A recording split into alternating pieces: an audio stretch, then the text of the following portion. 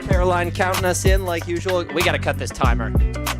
Can you set this timer to either cut it or set it to like 10 seconds?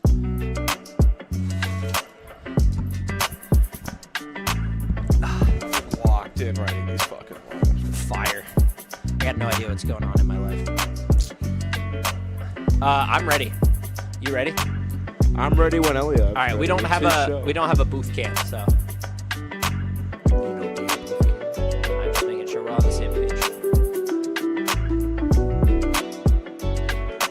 Yeah. Dialed. 17 start.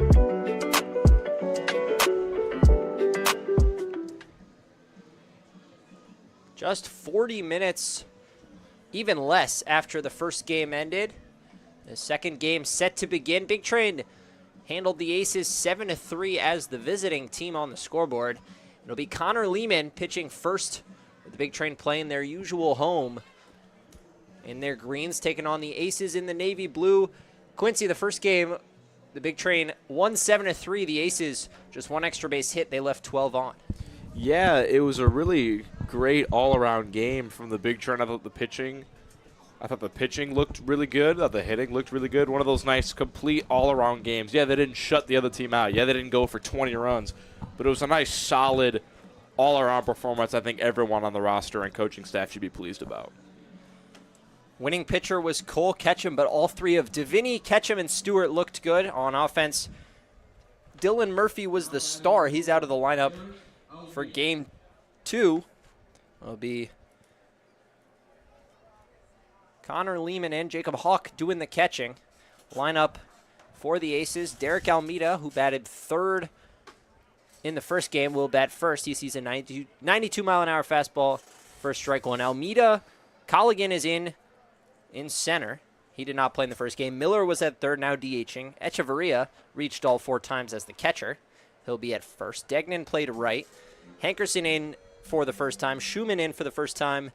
And Powell and Hubner as well. Braden Hubner, confusingly, replacing Toby Huber, unrelated, at second base. 0-2 from Lehman, who looks very good early. His biggest issue this season has been with command, but he has thrown 3 strikes so far.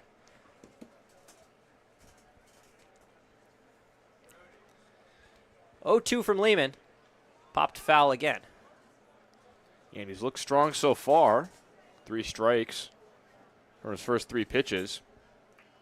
That's really the only key to him because he has some of the best stuff in the entire Ripken League. I mean, when you could throw 94, 95 from the left side, that's definitely a commodity. It's just been the location that's been an issue for him. The stuff is there.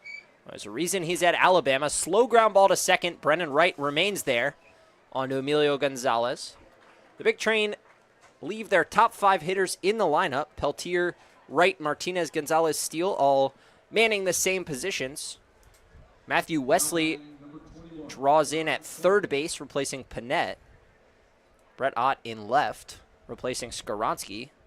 Parker Corbin, still the DH, and Jacob Hawk replaces Dylan Murphy as the catcher. So a similar lineup for the Big Train. Their 3 bench bats get in. 3 guys from the first game take a seat. J.J. Hand, the only guy available to the Big Train on the offensive side who did not start either game. Connor Lehman's 1-0 is a ball.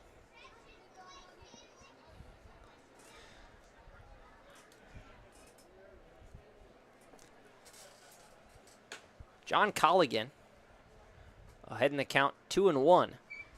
He is hitting .316 on the season and has not struck out. 19 at-bats, 26 plate appearances without a strikeout. But a 1 pitch away from going down on strikes to Connor Lehman. Coming out of Ball State over in Muncie, Indiana. 2-2 from Lehman. Buries a fastball in the dirt.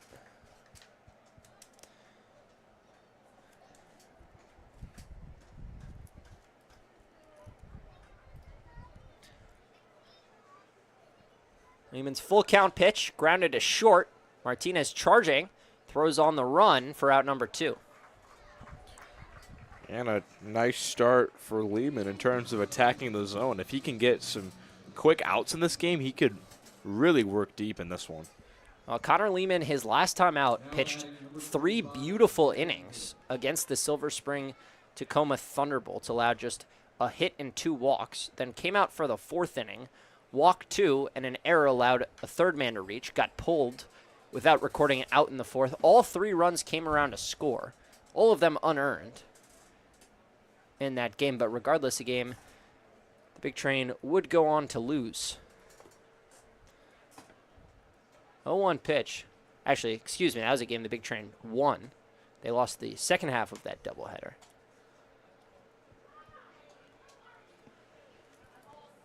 Gavin Miller played in the first game, went 1 for 4. He singled, he reached on an error and scored.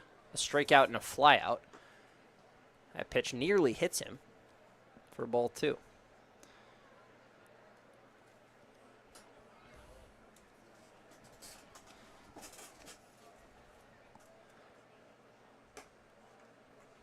Three-ball count from Lehman to Miller. Top of the first here, the weather has cooled down quite a bit. It was about 95 at the peak of game number 1. We're down to about 85 and cloud cover here for game number 2 of the Twin Bill. 3-1 pitch. Ground ball slowly, a long run for Martinez, scoops and throws in time. A quick 1-2-3 inning. Just 13 pitches for Connor Lehman. He looks strong early.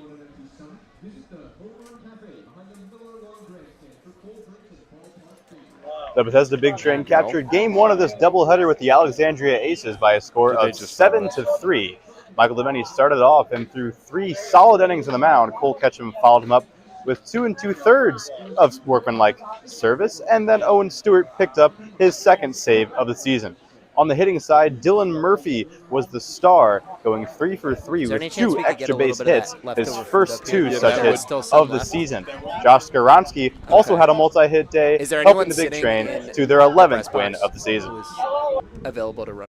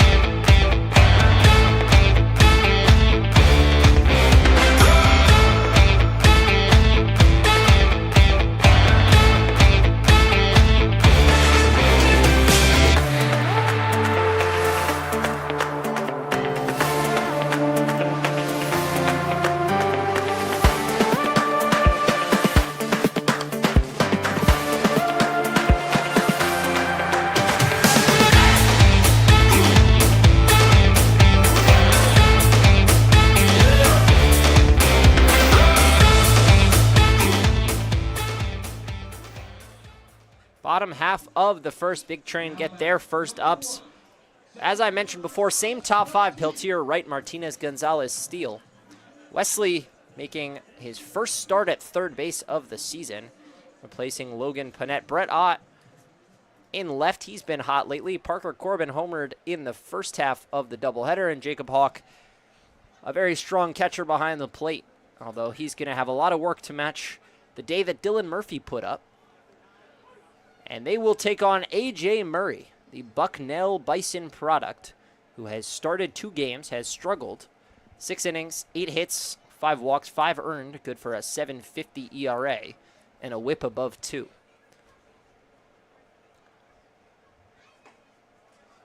But ahead 0-2 on Alex Peltier. Like I mentioned in the first game, the Aces pitching staff is pretty middle of the pack in this league. They are 4th in ERA, but their starting pitchers have a combined ERA around 8.5, where their relievers are around 3.5. Off the handle And a line drive. Almeida did not have to move a step for out number 1. There's some quick outs. First 4 batters of this game for both teams going down. And Murray, I feel like the key for him in this one is kind of what the big train did well in the last game. Keep the leadoff man off base. That's something the big train do as well as any team in this league. And that's really how you can get hurt for big innings. So starting with an out here, a good sign for Murray's sake. Here's Brennan Wright. He's been aboard in all 15 games he's appeared in. In game number 1, he had a single and 2 walks. He stole a base.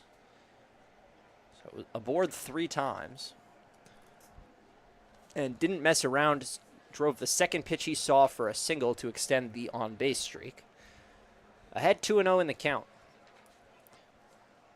Yeah, he was on in his first at-bat earlier in this game. He was on in his first at-bat the last time the big train were out in Gaithersburg.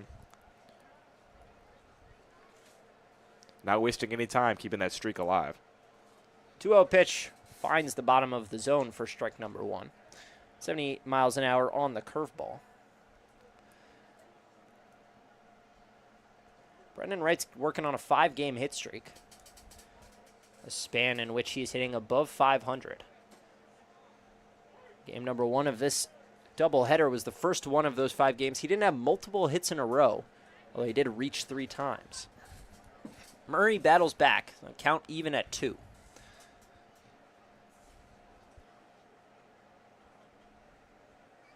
Goes to the fastball, really a changeup, and misses outside.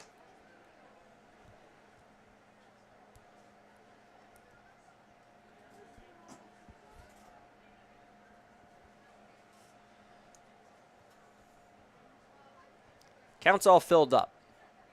Murray is herky-jerky delivery, ball 4. There it is. And Brendan Wright's been aboard in 16 straight.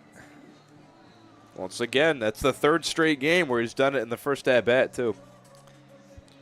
He wastes no time. John Martinez to the plate. Martinez had a single in the first game. 1 for 4 day for the shortstop. He looked good at short in the top half of the first inning. Couple of 6-3 putouts to retire Colligan and Miller. Take you around the defense quickly. It'll be E.J. Hankerson in left. Colligan in center. Degnan in right. He played right in the first game. Michael Powell will be the 3rd baseman. Almeida at short. Hubner at second instead of Huber. And Ernie Echeverria, who had reached base in all 4 plate appearances in game number 1, will play first. DJ Schumann does the catching. So the typical starter, Diego Pena, behind the plate. DH the first game, will not be catching the second game. Counts even 1-1 to Martinez.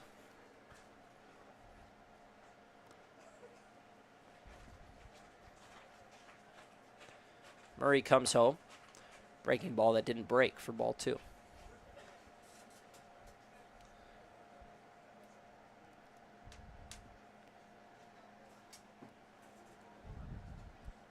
See if Wright tries to go. Had a stolen base in the first game.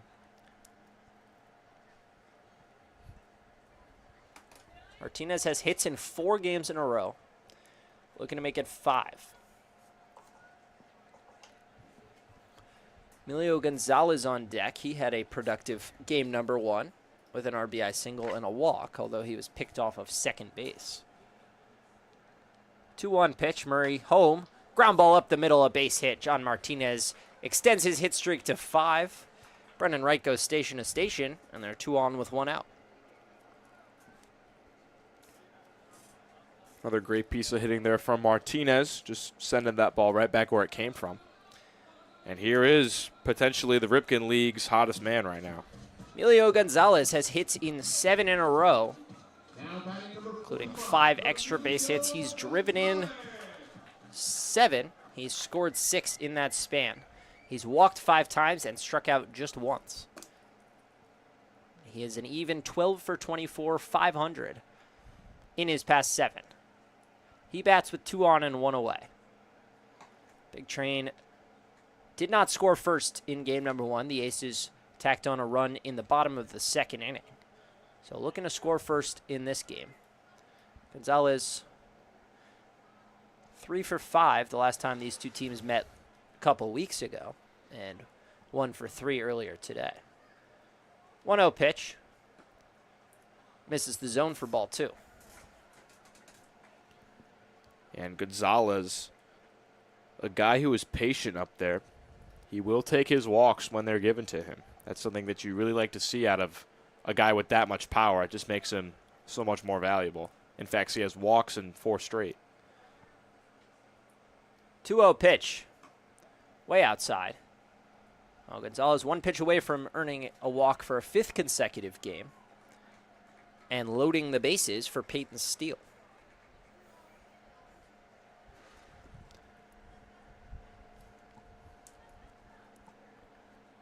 Both teams came into this game red hot offensively, combining for 80 runs in each of their past 2 games. That's a strike on the outside corner. The Aces had a 20 spot and a 21 spot. Big Train had 20 and then 19. First game was a little more low scoring. Big Train did put up 7.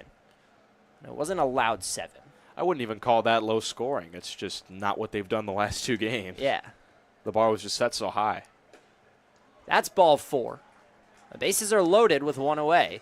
And here comes Peyton Steele. And you mentioned how he's either scored or had an RBI in every single game. He extended that streak, scoring in the late innings earlier today. This is a golden chance to extend that streak. Yeah, Steele has produced 28 runs in 11 games. He has scored 14 times. He has driven in 14 runs. Still searching for that first home run, but the extra base hits have come in bunches. 6 doubles in just 11 games, including 3 in his first 2 of this season. The batting average sits above 300, 317 coming into the day. He was 0 for 2 in the first game, but with a pair of walks. Steele rocking an already dirtied uniform. Signs of the first game of the doubleheader. Hey, let's play 2, man. Nothing better. We got 2 more tomorrow. Jackson and I will be on the call for those. Against the top team in the league, the Southern Maryland Senators. Line drive into left center field. This one's headed towards the wall. 1 run will score easily. On right's heels is Martinez. Gonzalez holds at third. A 2 RBI double for Peyton Steele. His league leading 7th of the season, and the Big Train are up 2-0 early. He's Mr. Double. I mean, I don't know what else we're going to expect from him the rest of this year. He just smacks doubles to the gap for most of his hits. He's been just a great hitter in the middle of this Big Train order. Yeah, he's hit either 3rd or 5th since arriving. He came 4 games into the game, didn't play until game number 5, arrived for the 4th game, but was not in uniform. But since he's arrived, he has been a consistent producer in the middle of the lineup. He continues to have either scored or driven in a run every single time. Ground ball to shortstop. Gonzalez should score. Wesley on to first, and he is out by just half a step. Good play by Almeida, but an RBI ground out for Matthew Wesley. And the Big Train off and running in this one. 2 runs in the last inning of the first game, 3 runs in the first inning of the second game. Just exactly how you want to start a game, especially in the second half of a doubleheader where players might be a little bit more tired than they'd usually be, having just played a game. But the Big Train not skipping any beats. They're on a rhythm at the plate right now.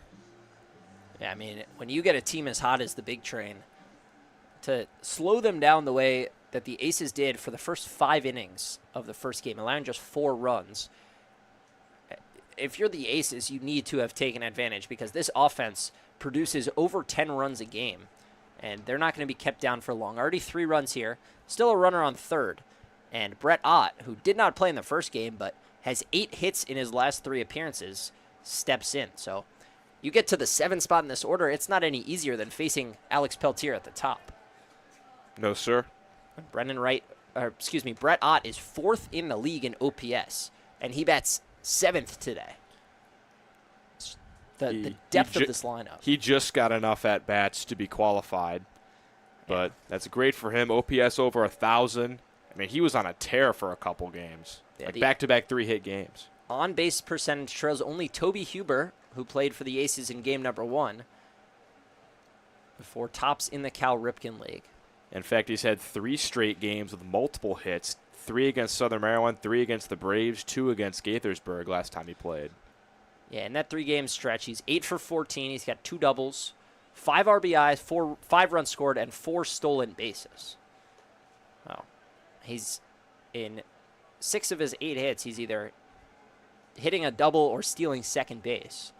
You cannot keep that man out of scoring position. 2-2, 2 outs to the guy wearing number 22. Murray comes home and fouled straight back.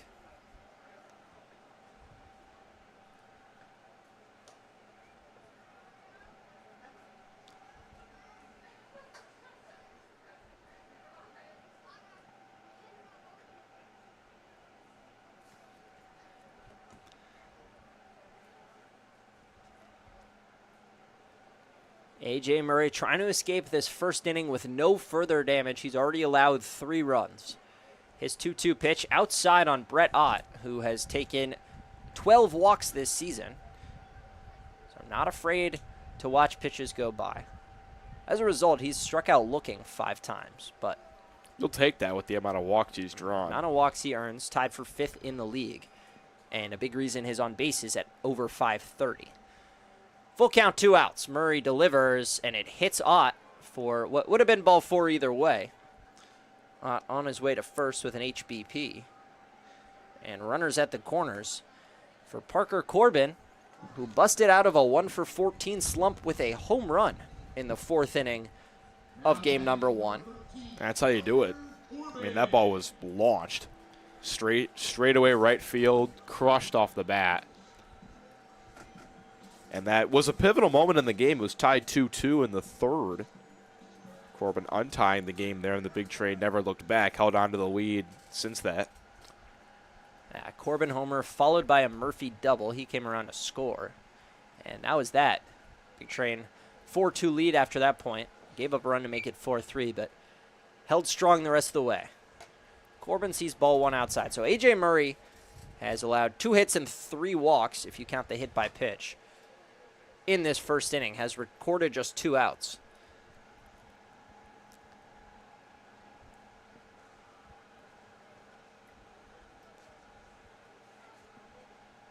One 1-0 to Corbin. Corbin hitting above 300 with runners in scoring position, despite hitting just 191 so far on the season. So, productive when it matters. He's also much better against righties than lefties, facing the right-handed Murray at the moment. Murray's 1-1. Ott takes off, waves through it, and Ott steals second. Steele holds at third. So the count will be 1-2, but Brett Ott has his 5th stolen base in the last 4. And his 6th on the season. Great job. Great jump there from him. A beautiful head-first slide to the back end of the bag. That's how you do it. Murray, though, just 1 strike away.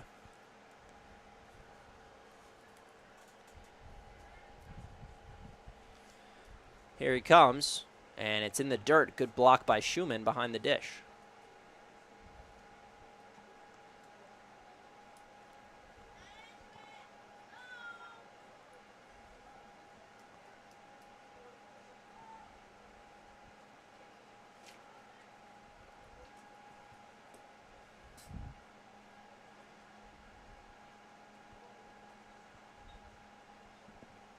Two-two to Corbin. Outside ball 3. First base is open. Yeah, you've already got the 3 runs home. A walk would load the bases, and the big train, I mean, with the way Lehman looked in that first inning, a big hit here could maybe really put this game away, with this game being only 7 innings. Payoff pitch. Ball 4 outside. Parker Corbin works a walk. Big train will have batted around once Jacob Hawk takes his turn at the plate. Bases are loaded with 2 outs in the first. Big Train have already plated 3. We'll get a mound visit from Schumann as he looks to calm his pitcher down, who has had to work in this first inning. 33 pitches thrown. Already action in the bullpen, a lefty. Yeah, there was action when this game started, but still, Murray has not looked great. 4 walks and 2 hits allowed. And Hawk could really, like a walnut, crack this game open. Peyton Steele's so far was the dagger. He hit the 2-run double into left center, clanked off the scoreboard. He stands on third. Brett Ott on second. Parker Corbin remains at first. Brennan Wright doing a little cleanup, carrying back all of the hitters' arm guards and shin guards and such, since the entire lineup, almost the entire lineup has reached, Wesley and Peltier being the exceptions, and they need their stuff back in case they hit a second time in this inning. 2 outs. Jacob Hawk swings through strike 1. That was a big swing right there. He was trying to make this game 7-3 with 1 swing, but Hawk has hit well this year. 333 average, 889 OPS. The on base is really what jumps out. 514. He's taken 7 walks to 7 strikeouts. 0-1 is high. Hawk had a very productive, maybe his most productive game of the season against Alexandria last week. Really, 2 weeks ago. He went 3 for 4. He walked and was hit by a pitch, so he reached 5 times. He drove in 4 runs, and he scored 1 on his own. Part of a 15-3 massacre by the Big Train. 1-1 is in for strike 2. Jacob Hawk down to his final strike, and A.J. Murray 1 pitch away from escaping a jam, but not before 3 runs have already crossed the plate.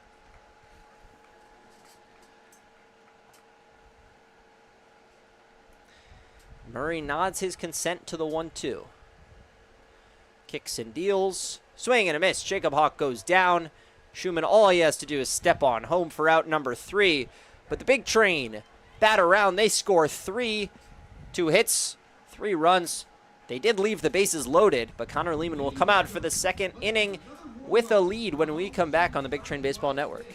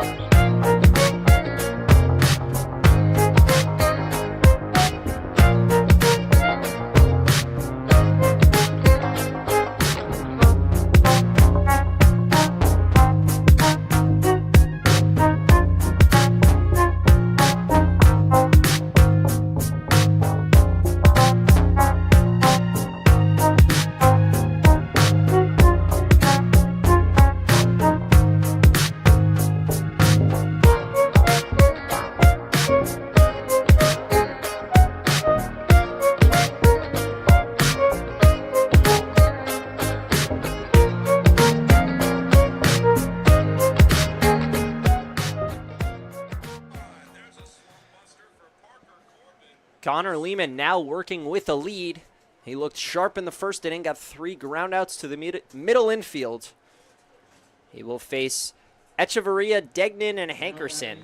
4, 5, 6 in this order. Big Train on top, 3-0. A Peyton Steele 2-run double. Matthew Wesley RBI groundout. The run-scoring plays in the first, but it was the walks. A.J. Murray issuing 3 walks and a hit by pitch to Big Train hitters. Lehman's first pitch of the inning is a strike. His second is not. Connor Lehman has not had the greatest start to his Big Train year. He's dealt with some walks. The ERA sits at 9. Just 1 run per every inning. But this is a guy where if he can really get his stuff going and really start locating it well, he could be dangerous for the rest of the league. I mean, especially coming from the left side. And he's gotten better in all of his outings. Had a disastrous first outing against Gaithersburg, 1 inning, 5 earned runs. But then 2 innings, 1 earned run against Olney, and then 3 innings, no earned runs against Silver Spring. Ground ball to short. That's the 3rd time I've said that today. Martinez thrown off the back foot like usual. 3 consecutive 6-3 putouts from Martinez to Gonzalez. FAU Owl to FAU Owl.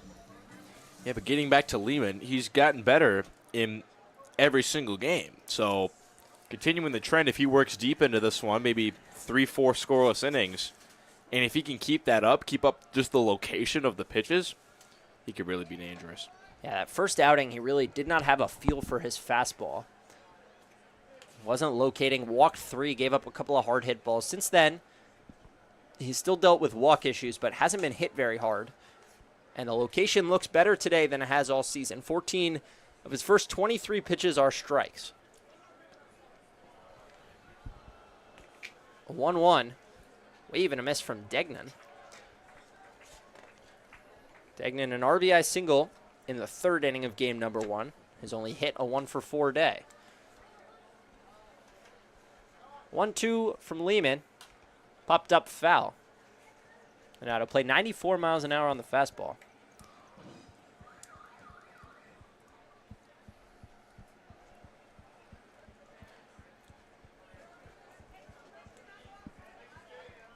Lehman's next 1-2 is home.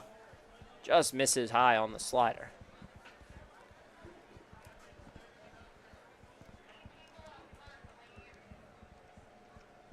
Two-two. Lehman working very quickly. Swing and a miss. Gavin Degnan. Oh, it just got a piece. He fouled it back. I thought that got straight back. Thought that went right in the mitt, but fouled it back. So count remains 2-2. Degnan just getting a piece of the ball to stay alive. This one popped in a short right field. Peyton Steele charging hard, but it'll be Brennan Wright going back on it for out number 2.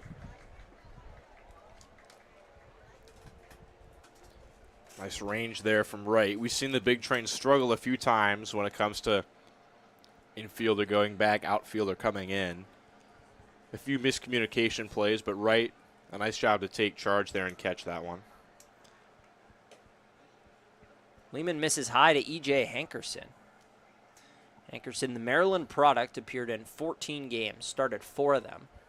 Hit .235, had a lone double for an extra base hit. This one lined hard into right center, but Peltier got a fantastic jump and makes the catch. 6 up, 6 down, just 30 pitches thrown from Connor Lehman.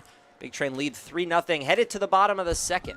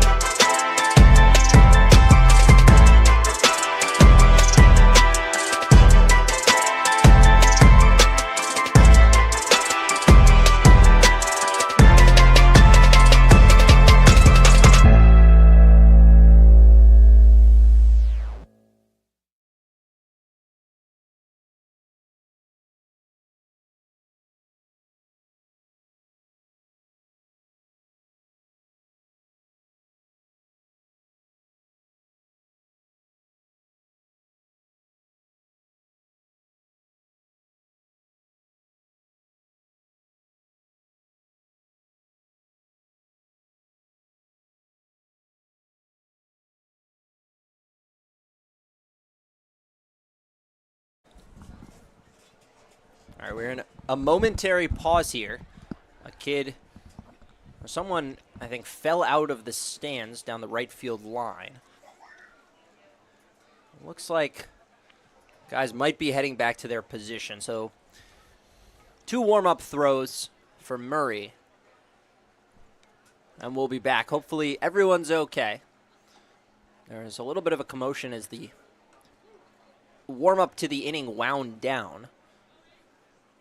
And we got word that someone took a tumble. But stands don't go too high, so hopefully everyone all right. Set to resume play here at Shirley Povich Field, bottom of the 2nd inning. Big Train on top 3-0. We will begin where we started last inning with Alex Peltier, Brennan Wright, and John Martinez due up. Big Train batted 9 in the first. Peltier, one of the 3 outs. He lined out sharply, not very sharply, excuse me, to the shortstop. Squares to bunt and pulls back. He had a bunt single in the last game. Michael Powell was ready for it this time. He was charging hard early. But when you're such a good bunter and you make the third baseman play farther in, it just gives you more range to get hits when you pull the ball to that side. Peltier, not too much of a pull hitter. Feels like almost all of his base hits go up the middle or the other way. Does have a couple to the pull side, but definitely more of a spray hitter than anything else. Ahead 2-0. He's got 4 extra base hits on the season, 3 doubles and a triple. Ground ball, this one is pulled. Powell, a diving stop and on to first. So even with Powell pulled into the cut, able to make a beautiful play to retire Peltier. Yeah, your range is opening up unless the third baseman does that. Just a great play there from Michael Powell, diving to his knees. But that's also the point, though, is like he had to make a play like that to get the out. If he's playing back on the cut of the grass, it's just a routine throw to first. Yeah. You make fielders make plays like that. That play's not going to be made every single time. No, 100%. But beautiful glove work by Michael Powell. Now Brennan Wright squares to bunt for a hit and pulls back. Wright walked and scored. Started a string of 4 consecutive batters who reached in the first inning.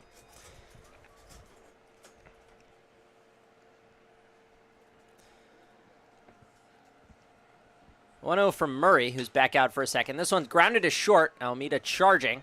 Rocket on to first for out number 2. So Murray looks a lot sharper in the second than he did in the first. He had 2 quick outs, but we know this big trade order can put up runs with two outs. He's by no means out of the woods just yet. Well, John Martinez will get a chance to extend the inning. Singled his first time up. Fly ball into right center. Out on it is Hubner. In on it is Degnan. They run into each other. Braden Hubner makes the catch. And Gavin Degnan is down. And they're calling for the trainer. He looks to be shaken up. Hard collision between Hubner and Degnan. Well, we'll go to break. Hopefully Degnan's okay. We'll get you an update on his status when we come back. Big Train go down in order. Big Train go down in order in the second. Connor Lehman out for his 3rd inning of work. But first, a quick interview with one of our VEC interns. We're back with another round of intern interviews. Who am I here with today? Victoria. And Victoria, what's your job here at Big Train? I work in concessions. And what's your favorite part about working in concessions? The people I work with. And what's something that makes Big Train unique? The small town charm and the community service we do. Thank you.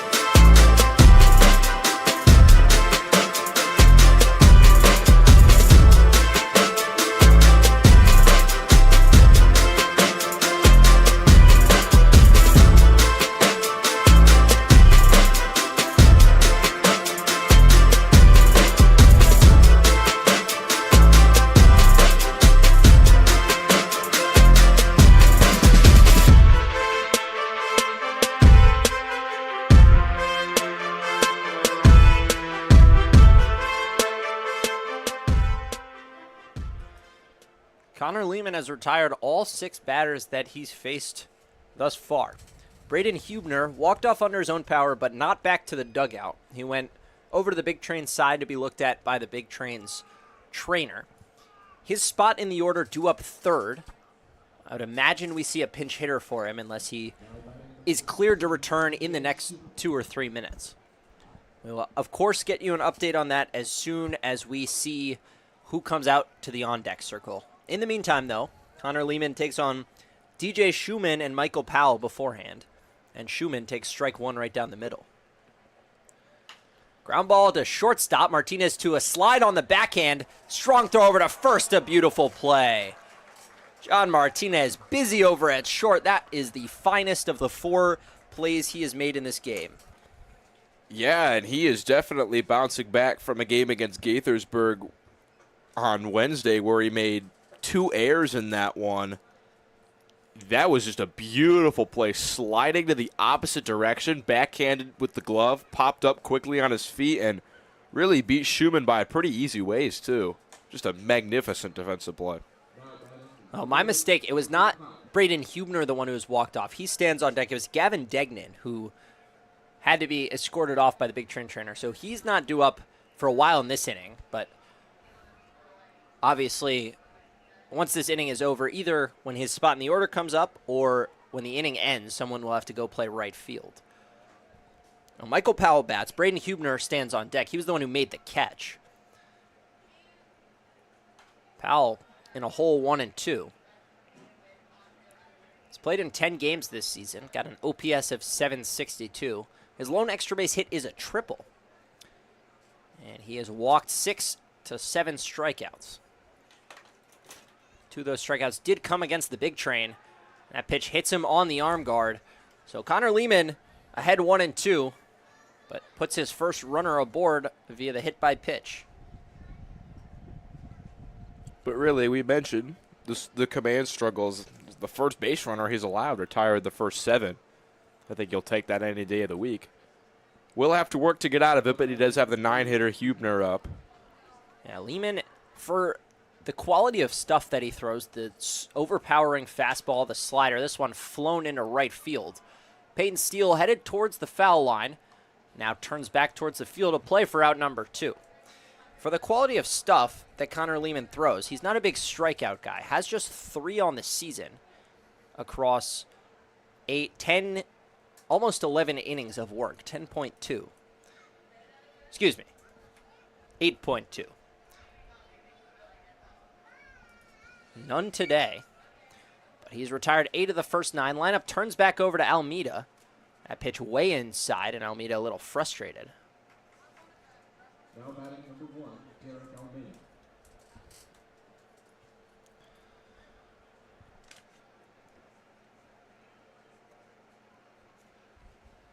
Lehman's 1-0.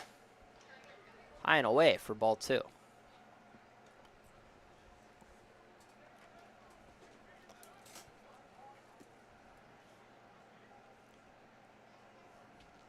Falling behind 3-0 just 1 time so far. And will not do so here with a strike well located at the top of the zone. Yeah, he's also done a good job of battling back in counts. Was way behind on Gavin Miller 3-0 back in the first inning. Got back to 2 strikes, induced a ground out. This one lined sharply into left center field. It'll go all the way to the wall. Rounding second, headed for third is Powell. He's got the wave, and Martinez will pocket the ball. So an RBI double for Derek Almeida. The first hit allowed by Connor Lehman results in the first run allowed by the Big Train. And that's the one really big downside to throwing hard is when batters do square the ball up, they will go for a long ways. That ball came off the bat at 96. Just Lehman left that fastball a little bit too middle, and Almeida hitting 340, a nice average hitter, but just powered that one into the gap for the Aces' first run. Lehman buries a fastball for strike number 1. About as straight a fastball as you can throw. Had a horizontal break of 0.05 inches. Ball is landing in the same place it's coming out, although had 14 inches of vertical ride on it.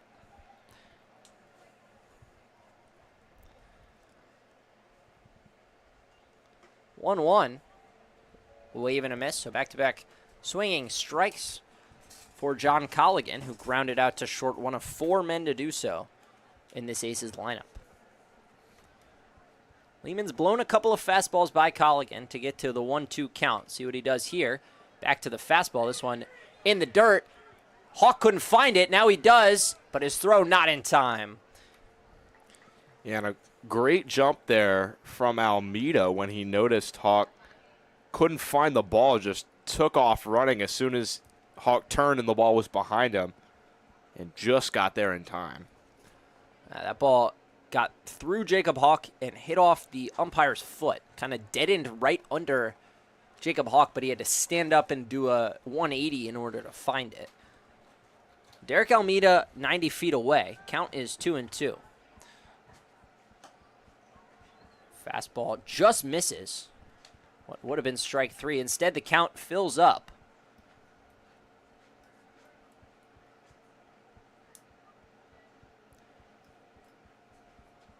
Payoff pitch from Lehman.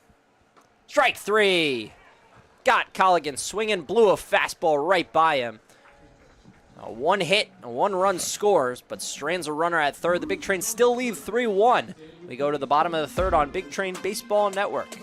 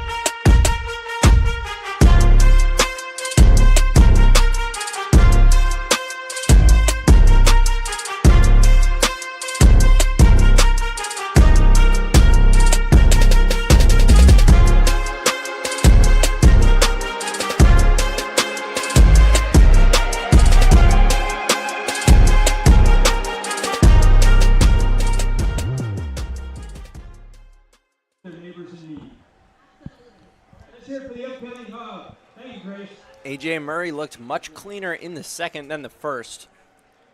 Gave up 3 and loaded the bases. Faced 9 batters in the first, but went 1-2-3 in the second. He'll get Gonzalez, Steele, and Wesley in the third. Emilio Gonzalez walked and scored.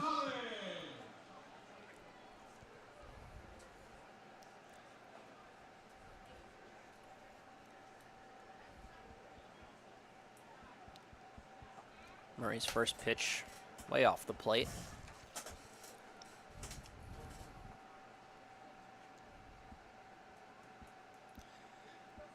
Murray's staring in and working exclusively from the stretch. He winds and fires for ball 2.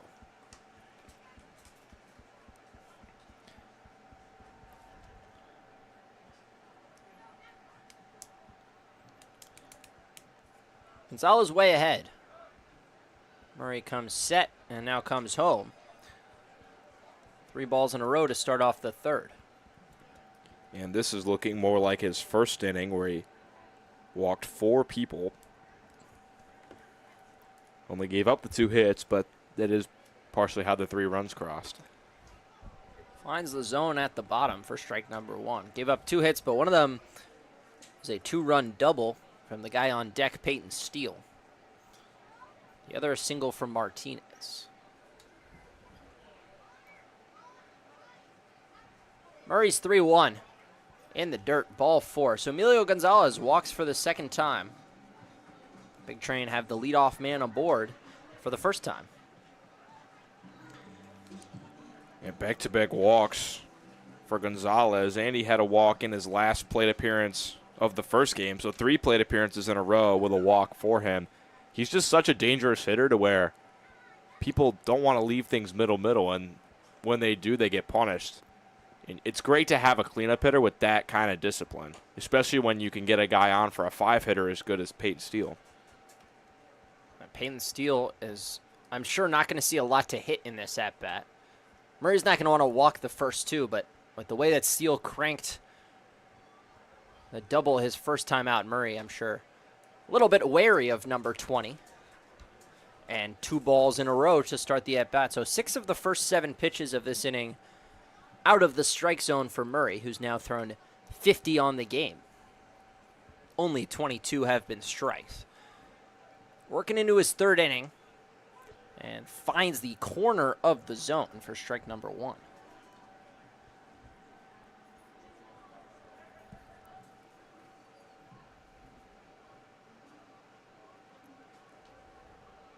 Steele rests the bat on his right shoulder. Murray delivers inside, ball 3.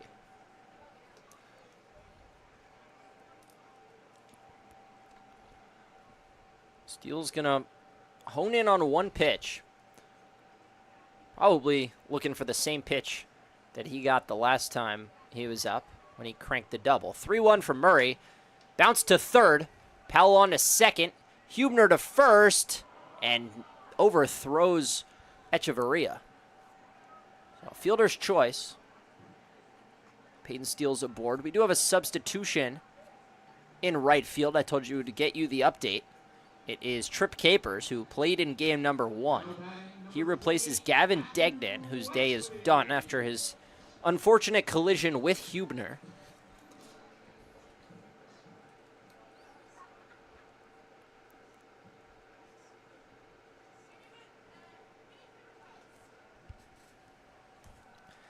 Matt Wesley bats and takes ball 1.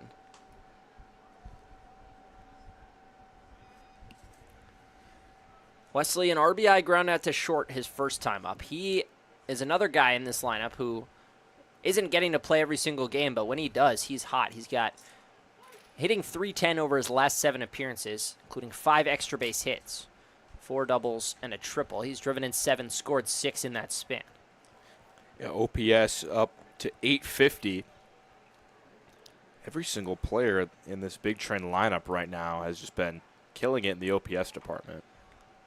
Parker Corbin, the only guy on the team whose OPS coming into today was under 700. The home run, depending on what happens in game number 2, may push him above. Probably should push him above. It's at 742. After the home run. After the home run. Pushes him well above. So every player on this team has an OPS above 700. Can you guess of the starting 9 who has the lowest OPS? The starting 9 in this game? And it's still a really good OPS. I'm going to guess. It feels like it's either Corbin or Martinez. I'm going to say Corbin, but I think it could be Martinez too. Martinez at 738, which is an above average OPS, is the lowest. 4 points below Parker Corbin. Check swing.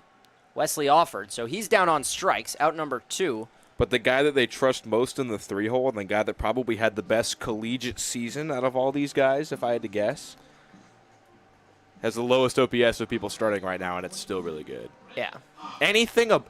For people that don't know what OPS is, it's on-base percentage plus slugging. And 700 is throughout pretty much every level of baseball. 700 is considered average.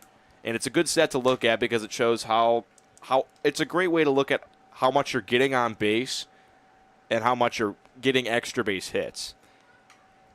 Brett Ott squares to bunt and fouls it off. It depends, I think, to but an you extent. can be good. You can be good, really good at one, and average at the other, and still have a good OPS.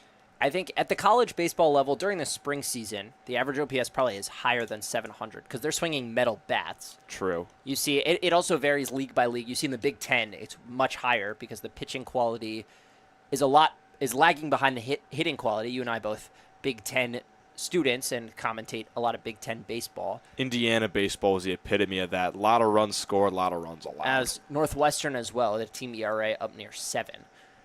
The SEC, the pitching is a little sharper. But in the collegiate summer leagues, almost all, if not all, collegiate summer leagues use wood bats, so the power is down, which means the OPS across the board is down. 0-2 to Brett Ott, able to flail and foul back a pitch into the netting. And yet these teams both are coming off back-to-back 20-run games. Yeah, I mean, these two teams just tearing the cover off the ball right now.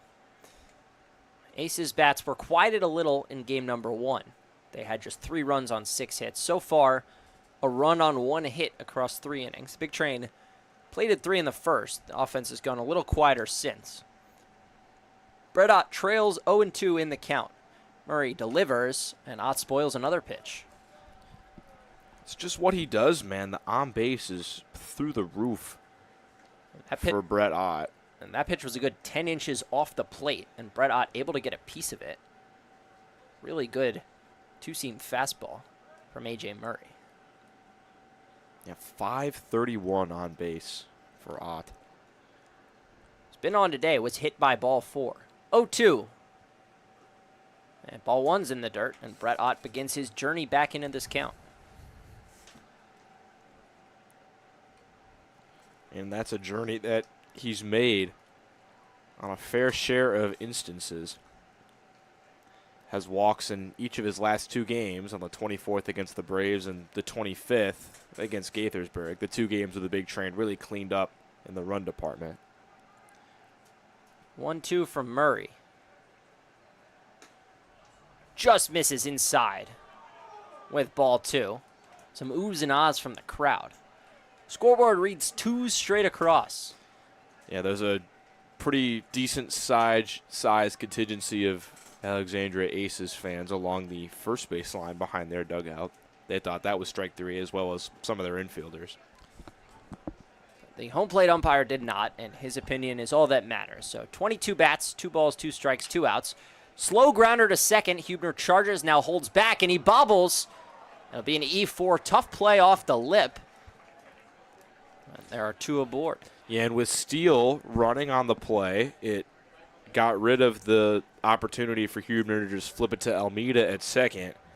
And Brett Ott can move faster than most people in the Ripken League, has 5 stolen bases and could be more. That's what made that error happen. Just he was moving down the line. Huebner had to rush the throw and ultimately couldn't get a clean grip on the ball. So instead of out number 3, A.J. Murray continues to work.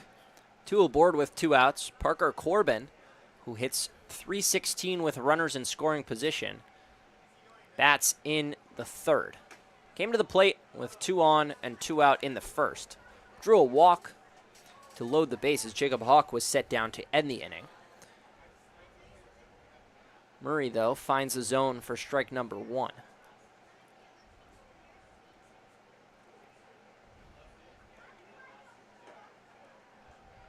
Oh, 1 near the gravel for ball 1. And errors can really kill you against the Big Train. Just the more free runners you let on, the worse your day is going to be. Gaithersburg made 8 errors that helped the Big Train get to 19 runs. Corbin just misses the 1-1 fastball.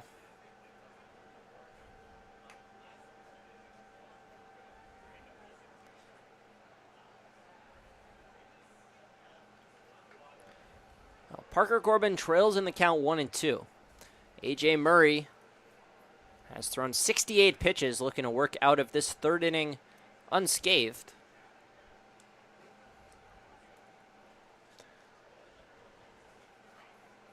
He kicks and fires, but leaves it high. Ace's bullpen has calmed down. Nobody actively throwing, although there may be a guy already warm and just ready to come in. But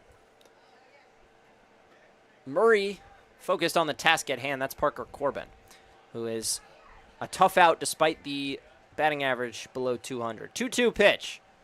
Misses again. Ball 3. Corbin worked a walk in the first to load the bases. One pitch away from doing the same here in the third.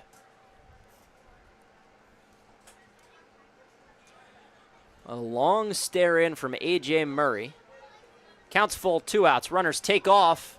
Corbin fouls one back and loses his bat, which goes careening to the backstop. Maybe get some more pine tar on that one. It was something that happened in the game against the Crop Dusters. One of their hitters let the bat fly, and it got wedged in the netting. Parker Corbin going old school, going for the dirt instead of the pine tar. Just picks up a little from outside the batter's box. And now... Good old-fashioned, get some dirt on it. And nothing wrong with a little dirt. Now a meeting on the mound with a full count and 2 outs. Murray's thrown 71 pitches. And he may have pulled something in his leg, reaching for right under that right buttock. And the trainer out again. So we will take a short break unless this gets resolved in the next few seconds. The catcher, DJ Schumann, heads back to the plate. We will send it to break. We'll be back shortly. There's a guy up and throwing in the bullpen. We will let you know the result of this when we come back on the Big Train Baseball Network.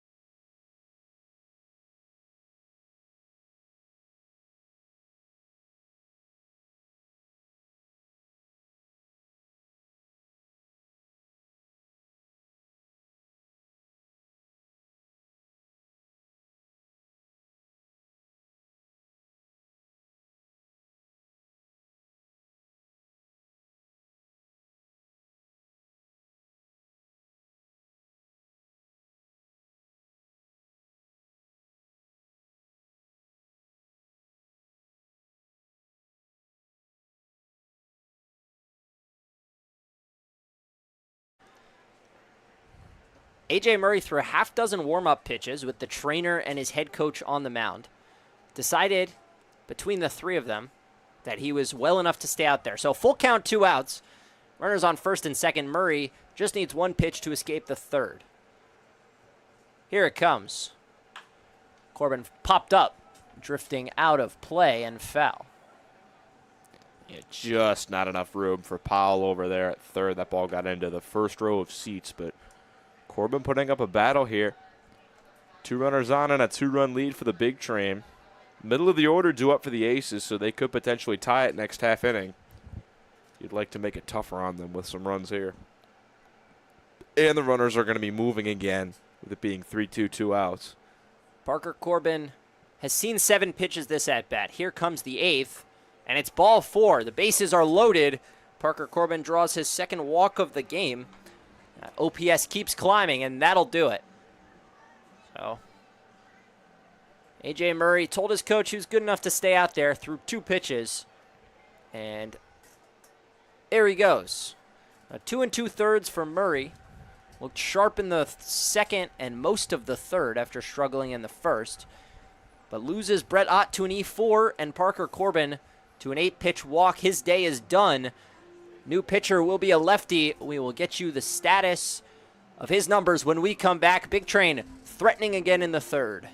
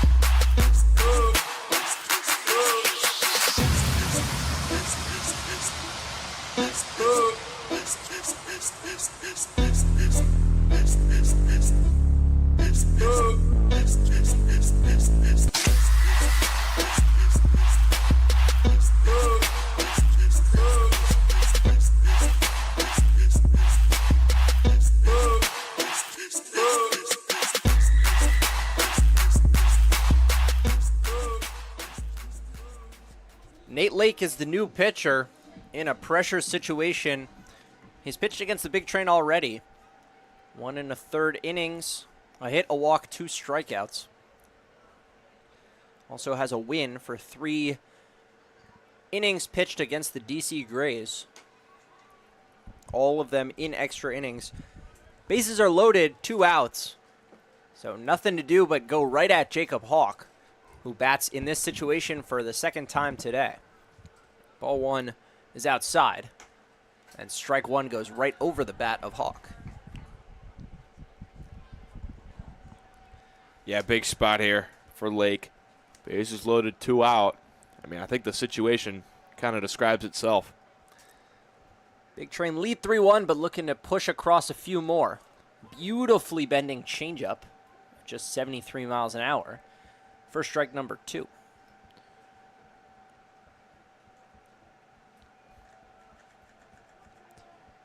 Yeah, not only do you not want Hawk to reach and push across another run, you don't want this lineup to flip back to the top for Peltier. Nate Lake 1 pitch away from doing what A.J. Murray could not and escaping this jam, but he will step off and call time. Jacob Avoids what would have been a costly pitch clock violation. Yeah, Jacob Hawk struck out in the first inning with the bases loaded. And bounces 1 foul to stay alive in the 3rd inning with the bases loaded. Yeah, would not. I'm sure Hawk doesn't want to leave the bases loaded twice. Be the guy that ended the inning. But he's been a solid hitter all year in the games that he's played. Coming off the bench today, he's fresh. Looking for a huge knock. 1-2 behind Hawk. The ball ricochets hard off the backstop, and Pate Steele has to stay put. He didn't even get a chance to get a jump there before the ball was already back in Schumann's hands. Yeah, that ball nearly hit the Big Train catcher. Schumann, after seeing that pitch, is going to have a quick chat. Nate Lake, a young guy, 2025 George C. Marshall High School graduate. He's committed to Shippensburg University, but just concluded his high school season a month or so ago. Now pitching against veteran college hitters. Jacob Hawk concluded his freshman year at Maryland.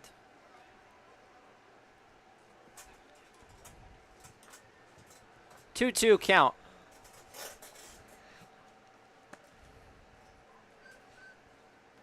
Nate Lake delivers. Hawk the other way on 1 hop, picked by Echeverria. He goes to first. And a beautifully done play by Echeverria to strand the bases loaded for the 2nd time. Big Train score none. They walk twice and strand them loaded. Connor Lehman out for a 4th inning of work. Quincy will take over play-by-play when we come back.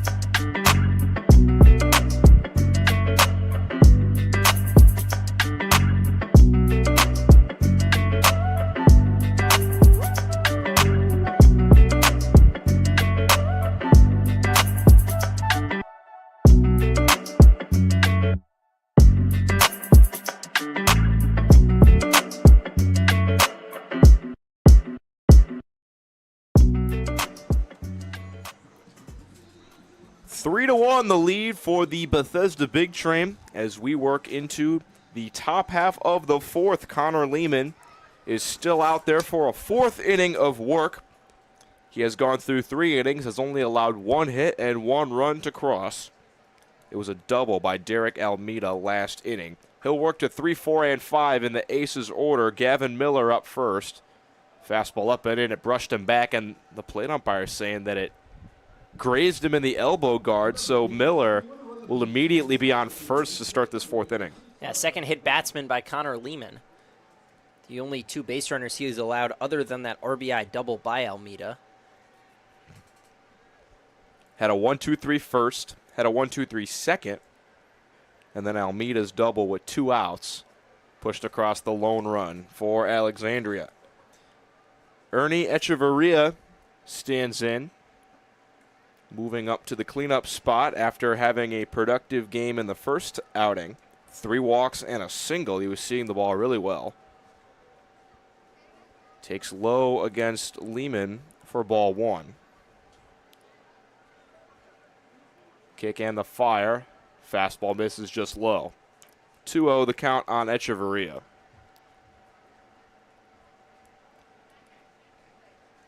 Lehman's starting to lose a little bit of velocity. In the first inning, the fastball is sitting at around 94. That last fastball coming in at 89. That fastball at 90, but it misses high and out. And Lehman behind in the count 3-0 on Ernie Echeverria. He did the catching in the first game, has moved over to first base for this second game. 3-0, he takes high, a 4-pitch walk, and quickly Connor Lehman is in danger to start the 4th. And this is where Lehman struggled last time out, worked 3 really sharp innings, and came out for a 4th, loaded the bases, and was pulled. All 3 runs ended up coming around to score. So Lehman has put the first 2 on with free passes. He is facing Capers for the first time as he replaces Degnan. Gavin Degnan was hitting in this spot on the lineup, but had a collision with the second baseman, Braden Hubner, on a fly ball into shallow right, left the game and was seen by the Big Train medical staff. So it will be Trip Capers stepping in for his first at-bat. 0-1 the count. Lehman delivers. Capers shows a bunt, pulls it back. The pitch missed low. 1-1 the count. Capers did play in the first game, went 2 for 4 with a double and a single to go along with 2 strikeouts. 2 runners on and nobody out. Capers once again pulls back a bunt with Gonzalez charging from first. That pitch missed low again. Yeah, Matthew Wesley forced to stay put at third in case Gavin Miller takes off in his direction. Gonzalez already creeping up. The bunt is shown again. Capers gets it down. Hawk out of the crouch, couldn't get a clean hand on it, so he has to go to first, where he will get Capers. The runners will move up. Hawk jumped out of the crouch, tried to barehand and throw to third, but just couldn't get a clean grip on it. But a nice job there to collect himself and get the out at first. And I admire the audacity of Hawk to even think about going to third. That's a play a lot of catchers would just pick the ball up and toss to first. Hawk burst out of the crouch and fired on to third. E.J. Hankerson back up the middle and threw for a base hit. 1 runner's home. Gavin Miller will stop at third. In fact, Gavin Miller scored. It'll be Echeverria who stops at third. And the Aces back in this one. It's now 3-2, and the tying runs. It's 90 feet away. The Aces back in business. Just E.J. Hankerson didn't have to hit it too hard. Came off the bat at 95, but straight into the ground. However, hopped over Lehman, and John Martinez was not able to get there. Even if he does, I'm not sure he has a play on the speedy Hankerson. But regardless, Connor Lehman now in a huge spot to try to get out of this one, still with the lead. Here's DJ Sherman, today's catcher. A switch hitter he is.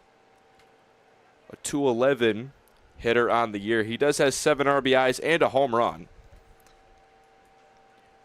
1-0 from Lehman. Fastball misses inside. I like how you said a switch hitter he is, as if you were Yoda. Doing a little... Switch hitter he is. That was a pretty good Yoda. You've, I think, across the board, the best announcer impressions. I think I'm dead last. I do appreciate that. Jackson's, he's okay at the impressions. I would put him in the middle. I would say you've got the impressions. Jackson has the creative verbiage. I have the mascots. Oh, he's by far the best with the creative verbiage. We had to get people to suggest words for us to say just to match him. That's what he does on the regular. My skill, the most useless of the three, the Division I mascots. 3-0 on Schumann. Ball State Cardinal. For those of you wondering. Takes down and in for ball 4. Now we got to be getting close to the end of Lehman's line here. Jacob Hawk going to go talk to him and buy the bullpen some time. As is pitching coach Craig Lopez. Michael Powell will be up with the bases loaded and only 1 out. We'll see if that's the end of the line for Connor Lehman. There has been action in the big train bullpen, a lefty and a righty warming up down there. Every single batter in this Aces lineup hits from the right side except for Powell, who's a lefty, and then Schumann, the switch hitter, who just walked. And Lehman will stay out there. They must like the lefty-lefty matchup that he has with Powell. Yeah, hard to tell if anyone's even warming in the bullpen. Just our angle towards the big train bullpen is not good. We can have a good view of the Aces pen, but not of the big train one. This ball gets away, and there are 2 runners at third base. This is going to get interesting. Lehman is going to run back Hankerson to second. He's caught in a rundown. We'll see if Miller tries to go from third. He will not. Hankerson is tagged out, and a very costly base running mistake for the Aces. Yeah, bad just turns into good. Ernie Echeverria does not have speed at third base, probably the slowest man in this Aces lineup. So He has Echeverria at third, not Miller. When that ball got away, he didn't even think about taking off. But Hankerson at second, as the trail runner, saw the ball get to the backstop, and his thought process was, I'm taking 90 feet. Driven deep in the air out towards left field. Ott goes back, and he makes the catch just above his shoulder. So the base running mistake will come back to bite Alexandria. They only get the 1 run after the bases were loaded. It'll be 3-2 as we head to the bottom of the 4th.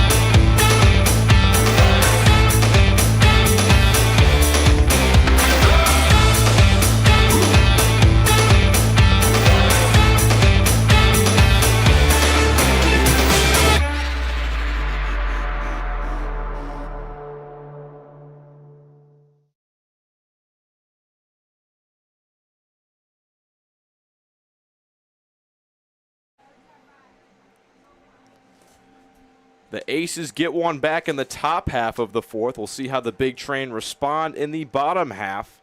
Still with the lead, 3-2. The top of the order is up for Bethesda: Peltier, Wright, and Martinez. Those three just a combined 1 for 5 with a walk the first 2 times through the order. We'll see what they have for the third time, facing reliever Nate Lake. Peltier takes high for ball 1. Lake came in to get the third out of the third inning after A.J. Murray ran into some trouble. He was able to get a ground ball to first to end that inning. Big Train not able to add on. 1-0, Peltier takes outside. Now, Alex Peltier, I mean, he is the leadoff hitter, but it's pretty rare you see the leadoff hitter lead off in 3 separate innings in the same game. Yeah, led off the first, led off the second after the Big Train batted around, and now leading off the fourth. He takes a 70-mile-an-hour curveball right at the knees for strike 1. That is beautiful from Nate Lake. Lake set, nods into the windup for the 2-1. Peltier takes at the knees again for strike 2. 82 miles an hour out of the hand of the southpaw. And Nate Lake peppering the bottom of the zone, doing a good job to keep the ball away from Alex Peltier's sweet spot, which is up and away. 2-2. Lake delivers. He delivers up and away, but that ball missed. So the count now full on the ECU Pirate, Alex Peltier. Peltier, top 10 in the league in all the slash categories, average on-base slugging, OPS. Also top 10 in runs, hits, and stolen bases. Payoff. Peltier waves at a pitch in the dirt. He's off for first, but Schumann, a nice block. And the throw was a little bit wide, but Echeverria dancing down there, able to keep his foot on the base to complete the strikeout. A chaotic first out of the inning for Nate Lake, but anytime you can retire Alex Peltier, no matter how it gets done, is a productive way to start an inning. He's so hard to get out. Came into this game hitting .407, now 0 for 3 on the day. 72-mile-an-hour changeup in the dirt does the trick. Here's Brennan Wright, walked in his first at-bat, fakes a bunt, pulls it back. Pitch outside for ball 1. Walked in his first at-bat to extend his on-base streak to now 17 games. He's gotten on base in every single game of the Big Train's season. 1-0 misses low. So he walked in his first at-bat, grounded out to short in his second at-bat. Has nobody on and 1 out for his third at-bat. And the hit streak is at 5 games, so still needs a base knock to extend that. 2-0 from Nate Lake, chopped foul straight back into the padding. And Brendan Wright, as we mentioned at length in game number 1, has reverse splits. He's hitting over 500 against left-handed pitching. Was 0 for 1 against the righty Murray to start this game off. See if he has better success against the lefty Lake. 2-1. Grounded over to his fellow second baseman Hubner. He gloves, thrown a little bit high to Echeverria, but again, he's able to corral it for the second out. Lake has looked sharp since coming in. Just 16 pitches thrown to get 3 outs. Escaped a jam that he was thrust into and then immediately comes back out to face the top of the lineup. And for a guy who hasn't actually attended a single class in college yet, it could be a stressful situation. Martinez fouls him straight back. But he looks very calm. Martinez, pretty even against both sides, but slightly better against lefties. 6 for 20 on the year, good for a 300 average. He singled, came around to score in his first at-bat. All 3 of Bethesda's runs came in the first inning. Martinez lined down the line and fair into the left field corner. He's off for second. He will get there easily. Ball still not recovered. He's going to think about third. Martinez keeps the wheels moving. The throw will be cut off. John Martinez gets another run 90 feet away for Bethesda with a 2-out triple. John Martinez, 4th extra base hit of the season, first triple, extends the hit streak, or I guess he'd already extended the hit streak to 5, but has multiple hits now. And Tell you what, that should push the OPS above Parker Corbin. So my guess from earlier was correct, just a little late, or a little early. We'll have to see. Parker Corbin with 2 walks today. Martinez now 2 for 3. Here is his FAU teammate, Emilio Gonzalez. Will step in with a lefty-lefty spot. He was hammering left-handed pitching to start the year. He chops one over to third. Tough play for Powell. He gloves, throws across just in time to get Martinez. No damage after the John Martinez triple. Big Train still up by 1 as we head to the 5th.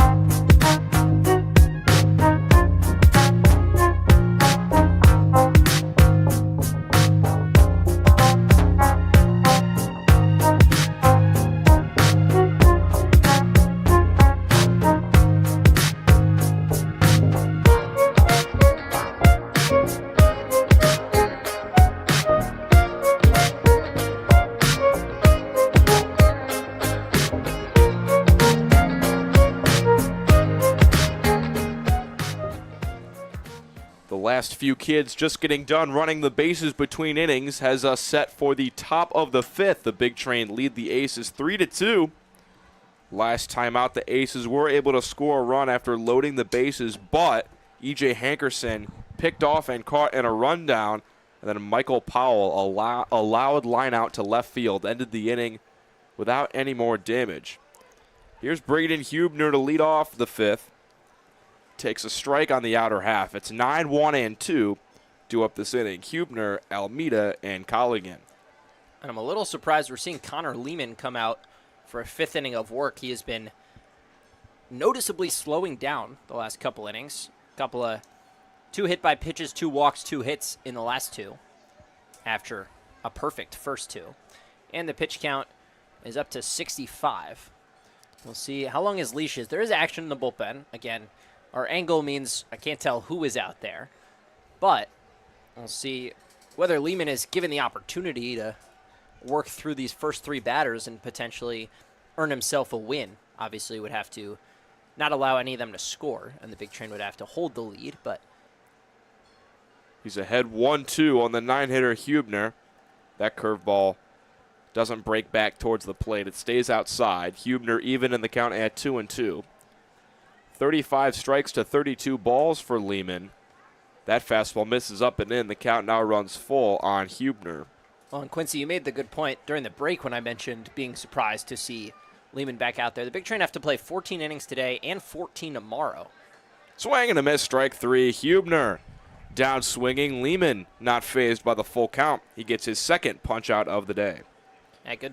But they do, you're right. Upstairs. You're right. They do have to play 2 games against the best team in the league tomorrow, the Southern Maryland Senators. The first game will be picked up in the 3rd inning of a game that was suspended.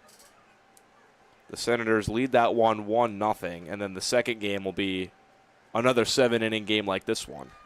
But I'm sure they would like to have as many people at their disposal as possible.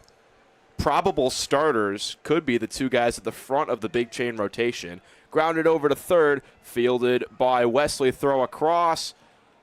Just in time, Gonzalez diving to the ground, keeps his back foot on the base for the 2nd out.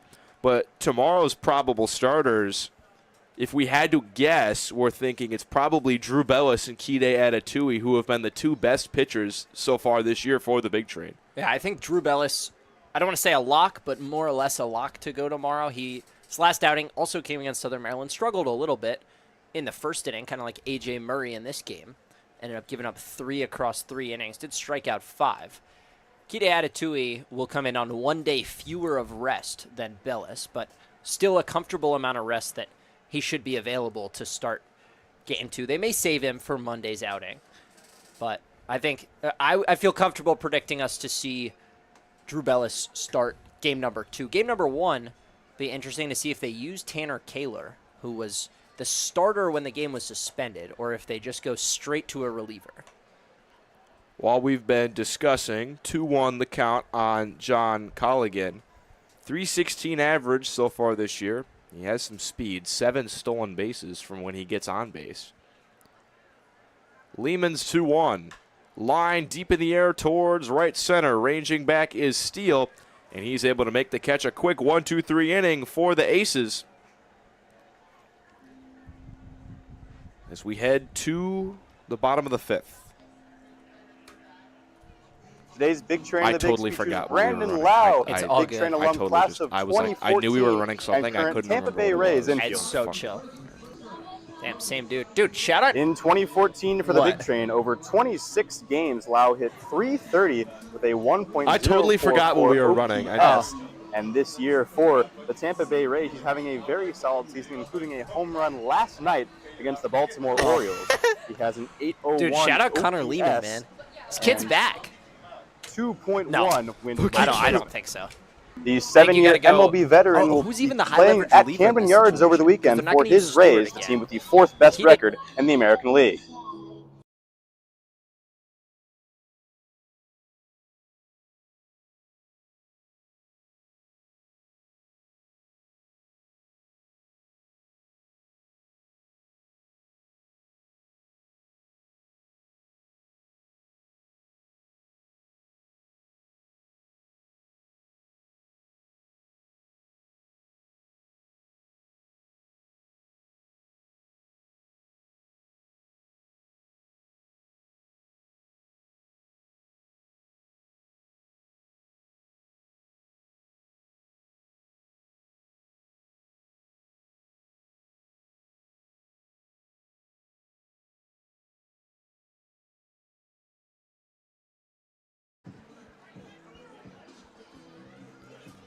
Bottom of the 5th here from Shirley Povich Field. The Bethesda Big Train clinging to a 1-run lead. They only need 6 more outs defensively to secure this win. Would be their 12th, and they would tie the Southern Maryland Senators for the most in the entire Ripken League. First pitch to Peyton Steele, misses down and away. Nate Lake still on the mound. For his second full inning of work, he took over duties to get the last out of the 3rd inning. The lefty nods into the windup, 1-0. Misses high to Steele. And worth noting that Olney is all over Southern Maryland right now, 8-1 in Olney. So if the Big Train can hold on to win, and the Crop Dusters do the same in Olney, the Big Train will enter tomorrow's doubleheader with the league lead for best record all by themselves. Fastball catches just on the inside corner against Peyton Steele. That game in the bottom of the 7th, so Crop Dusters look like they're going to take care of business. 2-1. Steele takes a changeup right down the middle for strike 2. And the Crop Dusters sit at 2.5 games behind the Big Train after the Big Train won the first game of the doubleheader. So that's an important game for Olney to try to keep pace with Bethesda leading the division. Elsewhere in the league, Silver Spring up 4-0 on the Grays in Woodbridge. That game also into the 7th inning. So Silver Spring, who entered today, 1 game back. They moved to 1.5 games back after the Big Train win, trying to keep pace as well. Meanwhile, in a battle between the last place teams, the South County Braves jumped out to a 7-0 lead. Gaithersburg cut the lead to 7-4, but the home team still leading there into the 7th inning as well. Peyton Steele draws a leadoff walk. And now Matthew Wesley steps in. The big train looking for insurance with only 2 more innings to work. Grounded back up the middle, stabbed by Hubner. He bobbles it, underhand flip, not in time. Tried to shovel the ball to Almeida, and Derek Almeida's making an appeal that he caught that ball in the crook of his arm. And I think he has an argument. That ball was flipped from Hubner to Almeida. The ball never was dislodged. It just kind of got stuck between Almeida's elbow and his side of his stomach. And the Aces coach is out to talk to the second base umpire and maybe to argue that. The umpire, I'm sure, is going to say either the ball was bobbled or Steele beat it. For my money, I think he might have been out. That ball was flipped up from Hubner to Almeida, who was standing on second, and it just kind of got stuck. It was, and it counts as a catch. I mean, the ball was there. He had his elbow and his chest on it, and it wasn't moving. For my money, that has a shot to be an out, but I don't think we're going to have the ability to overturn this call without replay. Well, you're right. The flip definitely beat Steele to the base. And so the only reason why the runner would be safe would be if he says that he didn't have firm control of it. And now the 3 umpires will get together and discuss this one. And this is one of the more interesting plays I've seen in a while. That ball was... I think it just depends on how you define possession of the ball. Because, you're right. It was stuck within his elbow.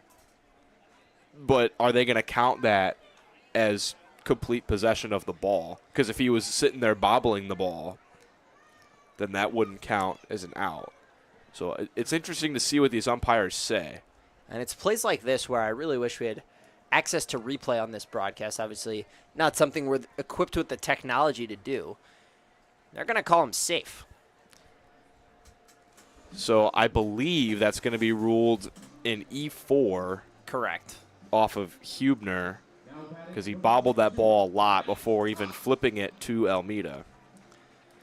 That's the second error of the game for Alexandria and the second error from Hubner. A tough game from Hubner. A couple of errors, and one of the plays he did make a catch resulted in his teammate getting injured. Not his fault, obviously, but not a good feeling nonetheless. And 0 for 2 in his spot in the order as well. So here's Brett Ott, and the corners are playing in for the Aces, anticipating a bunt. There is the bunt. It's down the third base line, and it's a beauty. Brett Ott over to first safely. His 3rd bunt single in as many starts. Eliav, he's gotten pretty good at those. Yeah, he looks like Alex Peltier over there. Peltier getting so good at those early in the year. Brett Ott turning it on. That bunt could not have been placed better. Every single defender on the field knew what was coming. And there is nothing they could do to counter it other than to pull Michael Powell in halfway down the third baseline. That ball was as picture perfect of a bunt as you want. Right on the grass, didn't leave it on the dirt where it has the chance to trickle foul. Bunted it away from the catcher and the pitcher. Made it so only Powell could even get there. And Brett Ott's speed way too much for the third baseman to counter. So here's Parker Corbin. With the bases loaded this year, he's 1 for 3 with 6 RBIs. Nobody out yet in the inning. Corbin takes a fastball right down the middle for strike 1. Yeah, Corbin's got 3 sac flies on this season, at least 2 of those coming with the bases loaded, as well as a couple of bases loaded walks. Without runners in scoring position, he's only hitting 2 for 25. With runners in scoring position, 316. 1-1. Corbin takes just inside for a ball. He's also walked twice in today's game. That's interesting. A guy with much better splits with runners in scoring position. He has rose to the occasion when the big train have needed him to do so. Also had a homer earlier today in the first game. 2-1. Corbin takes at the knees for strike 2. His big at-bat for Lake, if he's able to strike out Corbin, he gets Hawk, who has struggled today with the bases loaded. And if he can get out of this inning with just a 1 run allowed, you got to be pretty grateful if you're Nate Lake. 2-2. Corbin takes down and away. Count is full.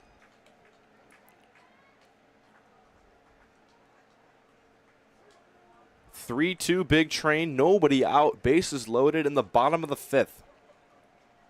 Nate Lake needs some work to get out of this inning. Payoff. Corbin lined into right field and through for a base hit. Scoring from third is Steele. Around third is Wesley from second. The throw will be cut off. 2 RBIs for Parker Corbin, and the Big Train extend their lead. It's 5-2. Yeah, huge lead extender from Parker Corbin. And Big Train are still not done. This game was 1 run, which is a tough spot to be, protecting a 1-run lead. Parker Corbin, though, so productive with runners in scoring position. Big Train a little more comfortable. They've got a little more leeway in where they want to go for the bullpen, or if they want to put Lehman back out there, potentially for a 6th inning.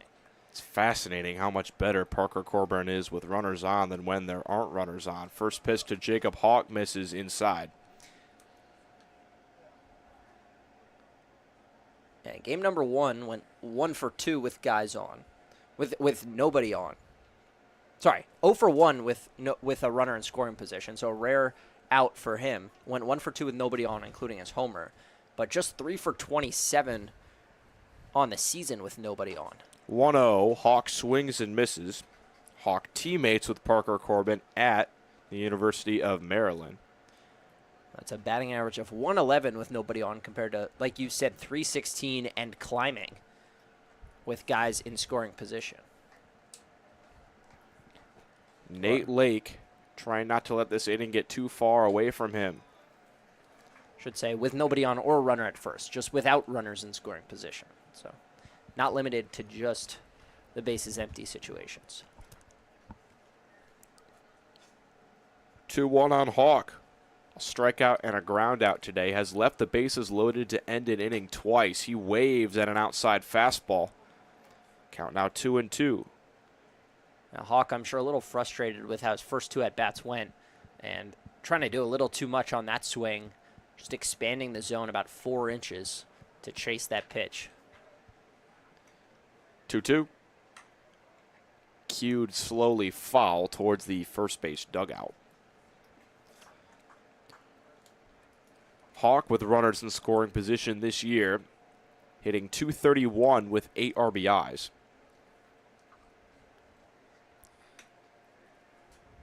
2-2 the count on him. Ott over at third, Corbin over at first. Hawk takes right down the middle for strike 3. A beautiful changeup located by Nate Lake. And a huge first out now, just a double play away from this inning ending. But this is not a guy you're going to turn 2 on, barring a perfectly grounded fastball or more likely a hard line drive that's caught. Peltier, so much speed at the plate. Runners on the corners, 1 out now for Peltier. He shows a bunt, pulls it back, pitch was high.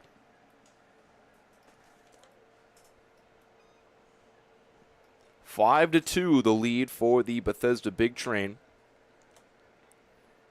The Aces have put up a run in the 3rd, a run in the 4th, no runs in the 5th. The Big Train, 3 runs in the 1st inning, and then hadn't scored any until just now. A 2 RBI single from Parker Corbin has made it 5-2. Peltier shows a bunt. That pitch was a called strike. A good pitch from Lake. But he's got work to do. I mean, Alex Peltier has gone down swinging a couple times with runners on third today, mostly in the first game. But certainly a candidate in the way he hits with guys on. Peltier gets the bunt down. It's a good one. Lake off the mound. No play. A run scores. Wesley crosses from third. It's 6-2 Big Train. And remember when I said Brett Ott looked like Alex Peltier laying down a bunt for a hit? That is what I'm talking about. Alex Peltier just said, I see what you can do, Brett Ott. I can do it just as well. And this one for an RBI.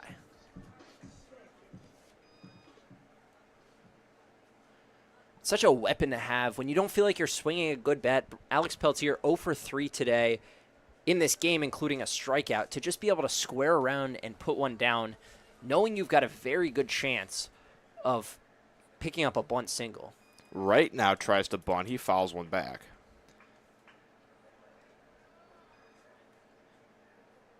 And to have that in your back pocket, just the calmness it must bring as a hitter to know that even when you're pressing a little bit, when you're having an off day, all you need is one decent pitch to bunt.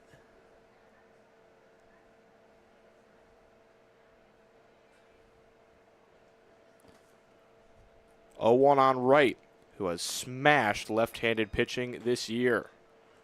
Takes outside. Coming into today, 11 of 21. Good for a .524 average. He has runners on first and second with 1 out. The Big Train trying to further their stranglehold on this game and atop the North Division. And for the first time all season, move into first place in the league with a win here, assuming Southern Maryland doesn't rally from down 7. Right over to third, fielded by Powell. Throw across in time.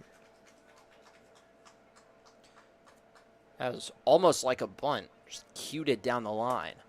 That time Powell had enough time. Brendan Wright, speedy in his own right, but not quite Brett Ott or Alex Peltier levels of speed. And Nate Lake 1 out away. And so that game has gone final from Olney, Maryland, 13-1. The Crop Dusters mercy rule, the best team in the league after 7 innings. Yeah, walk-off mercy rule. They put up 5 in the bottom half of the 7th, did the Crop Dusters. Yeah. In the first game today, the Big Train put up some insurance runs in the 7th, so there was no possibility for the Aces to have a walk-off in the Big Train's own building. That would have been disastrous. 0-1 to Martinez. Popped up in the air down the first base line. Does Echeverria have room? He does not. This ball's into the net and foul. And the Senators are scuffling a little. Since beating the Big Train on Monday, they moved to 10-2. They're just 2-4. And after winning 9 in a row, just below 500 at 3-5 in the interim. So still, a very dangerous team and already took care of the Big Train once. But certainly a team that's a lot different coming in to tomorrow's doubleheader than it feels going into last week. 0-2, Martinez takes down and away. Obviously, last week, Southern Maryland, they were coming off a loss on Monday, but they had won 9 previously. They're sitting at 9-2, the class of the league. Now, a different story. The Big Train could take first place if they're able to hold on. 1-2. Martinez loops one in the air on the infield. Echeverria and Hubner. It'll be Echeverria to make the catch.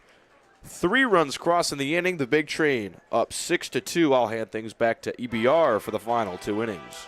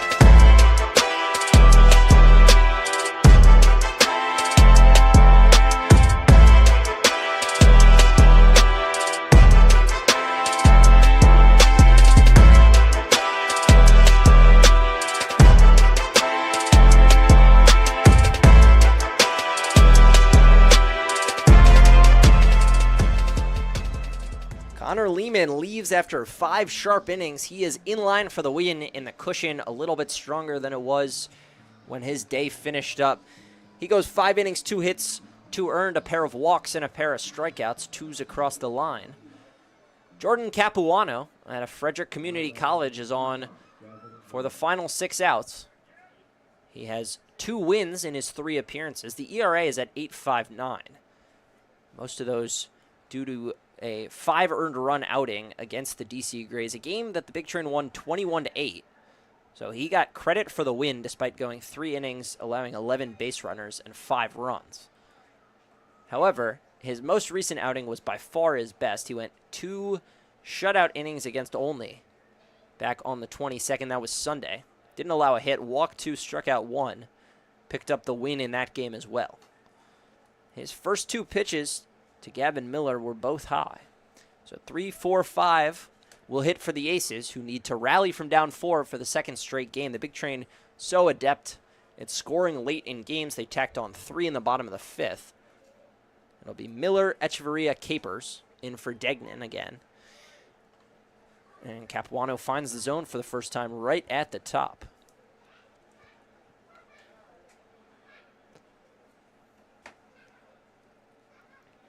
And this is the middle of the Alexandria order. If they're going to get back in this game, the time's now. I'll give you a quick update for those of you who care about such things. The Gaithersburg Giants trailed 7-0 after 5 to the Metro SoCo Braves. It's the end of the 7th inning. They lead 9-7. They scored 4 in the 6th, 5 more in the 7th. Now, Gaithersburg, who has been known to come back from games just to lose, has come back all the way and taken the lead. Meanwhile, Gavin Miller's aboard with a leadoff walk. Yeah, that game between 2 teams significantly behind the rest of the pack. Those are the only 2 teams in the Ripken League with a losing record. Gaithersburg 10 games under 500. Metro SoCo 9 games under 500, and they've lost their last 9, Ilyav. Yeah, looking to avoid 10 in a row, but the late inning pitching has hurt them yet again. Meanwhile, Olney becomes the first team to play half their games. They reached the 20-game mark at 11-9 after handling the Senators. Yeah, and the Big Train will be at 17 at the conclusion of this game. The Aces will be at 16. Big Train will play 2 more tomorrow. So barring rainouts, they will hit their 18th and 19th tomorrow, and their 20th game, the midway point in the season for the Big Train, will be on Monday. That is a road game at Metro South County. Counts even 1-1 to Ernie Echeverria. All-Star game is next week, Quincy, July 9th. A week and a half, I should say. That's about 60% of the way through the season, depending. About the same as the MLB season. Yeah, it depends, obviously, on the rain situation, how many more rainouts we get. Obviously, the Big Train have lost their last 2 games due to rain. Both Thursday and Friday rained out. Stay tuned. In the middle of this inning, we will give you a more comprehensive readout on what you can expect from the All-Star game and why you should get tickets. I'll tell you, I'll be furious if the All-Star game gets rained out. That would Knock on wood. I hope everyone heard that. All-Star game scheduled for Shirley Povich Field, which means that each of myself, Quincy, and Jackson, who is doing the screws and screwdrivers today, is each of us will do 3 play-by-play innings, so we all get a chance to partake in the fun. Ball 4, back-to-back walks to start off the 6th inning, and suddenly the tying run is on deck. Yeah, and Tim Kirkshin will also be in the house. I'd imagine he'll hop on the call with one of us for a few innings, if not the whole game. Gotta hope. That would be a very cool experience. Not to speak for all 3 of us, but that would be my favorite commentating partner of the season if that was to happen. No disrespect to you, and no disrespect to Jackson. None taken. But getting to call a game with the legendary Tim Kirkjian, whom our positions are named after. We are all of the media interns here, the 3 broadcasters whose voices you hear. Alex and Calvin, whose words you read on the website. Caroline, whose incredible graphics you see on the social media. And Gibson, who does all the behind-the-scenes work. We are all Kirkjian Fellows here at the Bethesda Big Train.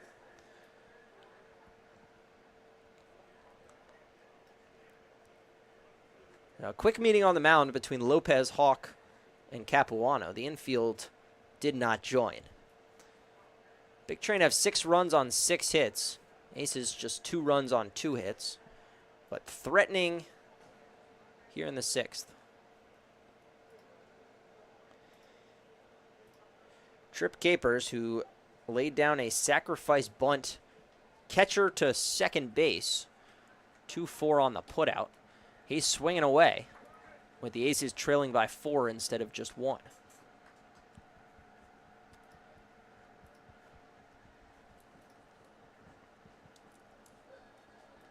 Miller leads off second, Echeverria off first. Capuano throws ball 1 in the dirt. A tough start to Capuano's outing. He's walked 6 batters in his last 5 innings, I should say. Has struck out 4 in that span. But had 2 more walks on the ledger side.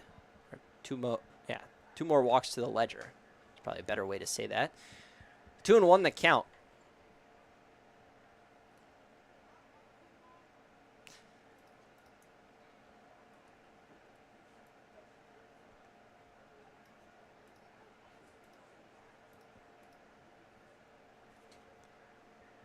Misses away again. Capuano at risk of walking the bases loaded. Hard to tell whether anyone's up and moving around. It's still early into his outing, but just a 4-run lead and the tying run standing on deck could get sketchy quickly. 3-1. Strike on the outside corner, a big one. So there is action in the bullpen. Capuano needs to bear down and get Capers here.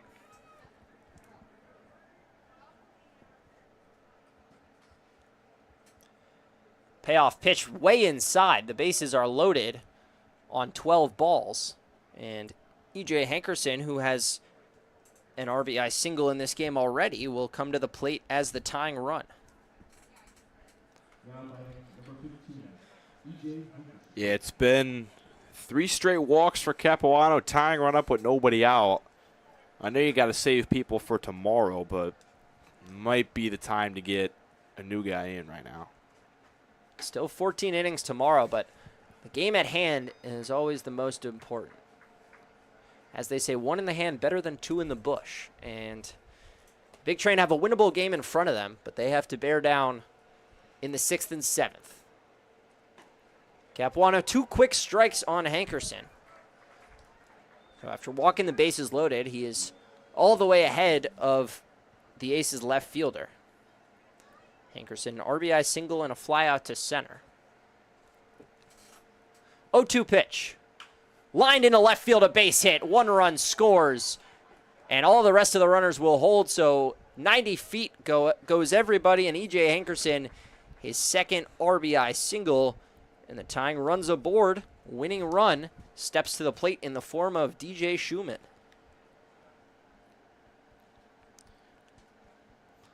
Yeah, go-ahead run stepping in. 3-run game, nobody out, tying run on first.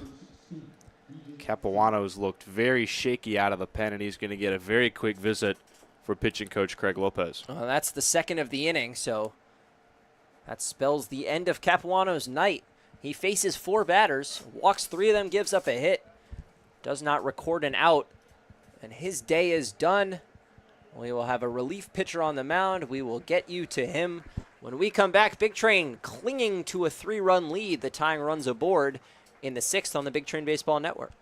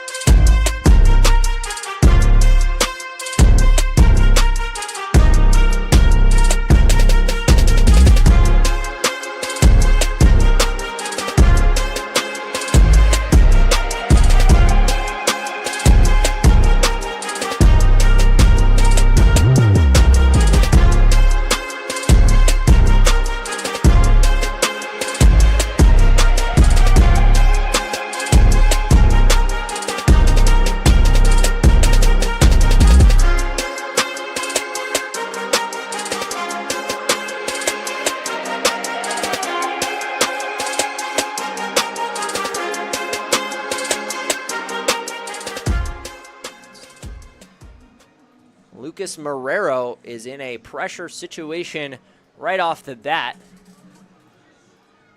The Big Train still lead by 3, but the bases are loaded and nobody is out in the top of the 6th. So Jordan Capuano faces 4 batters, does not retire any of them. And it is up to the University of Lynchburg product, Marrero, to get out of the jam. Marrero this season, 3 appearances. Started 1 game, 7 2/3 innings, a 4.69 ERA. His last time out against Southern Maryland, gave up 1 run across 3 innings, struck out 1, gave up 5 hits. Could use a strikeout here, but I think an out of any kind would be welcome. 0-1 pitch from Marrero. Buried in the dirt. DJ Schumann at the plate. He has walked and grounded out to shortstop. Michael Powell follows, and Braden Hubner in the hole.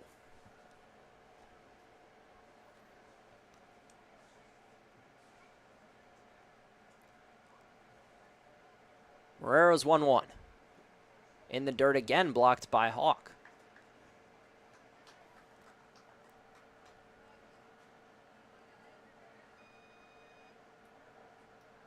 Yeah, last time Marrero was out there was 5 days ago, threw 38 pitches.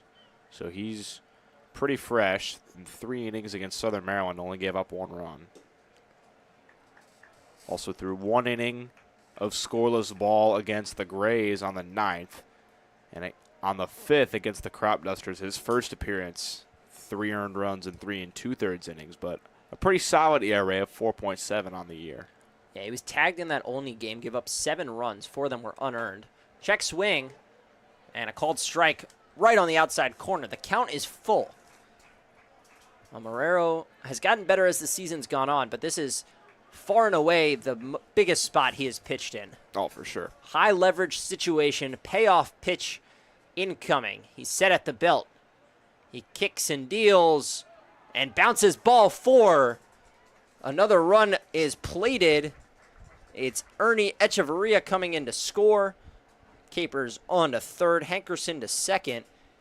And the Big Train now protecting just a 2-run lead with Michael Powell at the plate. Yeah, the first 5 have all reached in this inning, and 4 walks and a single. Lefty-lefty matchup here with Powell, but a big out is needed here in a big way, Elio. Yeah, Powell swinging for the fences on that pitch. Fortunately, that pitch low below the zone. He swings and misses for strike number 1. Powell today was hit by a pitch in the 3rd. Came around to score. And then flew out to left. Counts even at 1. That pitch just missed out inside.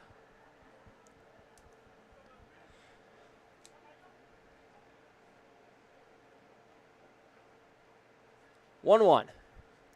Ground ball sharp and through the right side. 1 run scores. Hankerson held at third. The Big Train still don't have any outs. The score is 6-5. Yeah, and the tying run now only 90 feet away. Go-ahead run only 180 feet away. It's gut check time for this Big Train team. You know, Jackson said the first doubleheader that we had that good teams sweep, great teams split a doubleheader. Well, the Aces, after dropping game 1 and chasing 4 runs in this inning, have already pushed 3 across, and they're battling. Yeah, still nobody out. That one lifted high and deep to left field. There it goes. A grand slam for Braden Hubner. And the Aces have flipped this game on its head. It's 9-6 visitors.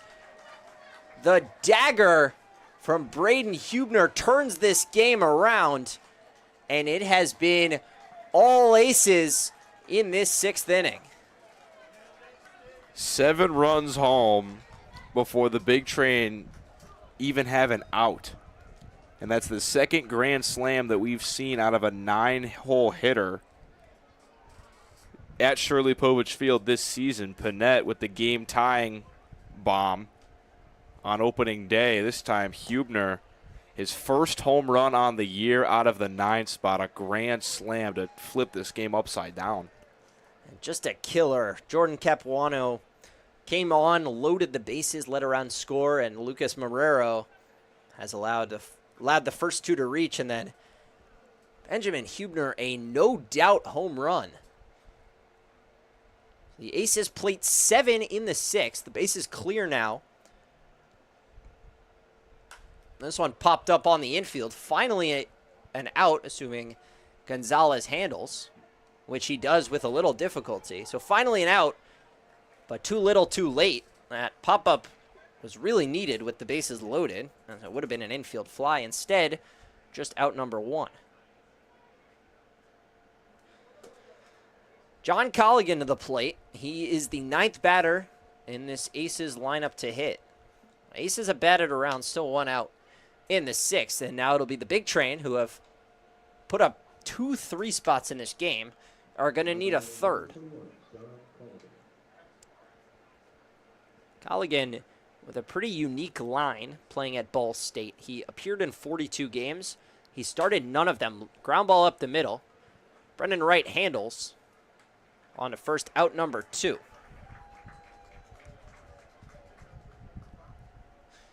Here comes Gavin Miller, who walked and scored to lead off this inning. Came around to score on the RBI single from Hankerson. It's been a very impressive late rally for this Aces lineup. And this is the most runs that the Big Train have allowed in any inning this year, with 7 coming across, and all 7 before there was a single out. A walk, walk, walk, RBI single, RBI walk, RBI single, Braden Hubner grand slam. That's how we got here. This one popped up a little behind the infield. Peyton Steele calls off Emilio Gonzalez for out number 3, but the Aces plate 7 in a row. Braden Hubner's grand slam was the big swing. This game has completely flipped around. The Big Train now chasing 3 runs in the bottom of the 6th. Make sure to join us here on July 9th for the Cal Ripken League All-Star Game. The league's best players will be on display in a star-studded affair. Tim Kirkchin will be in attendance, so make sure to get your tickets before they sell out. It'll be the North Division versus the South Division, and you can get your tickets at bigtrain.org/tickets. That's bigtrain.org/tickets.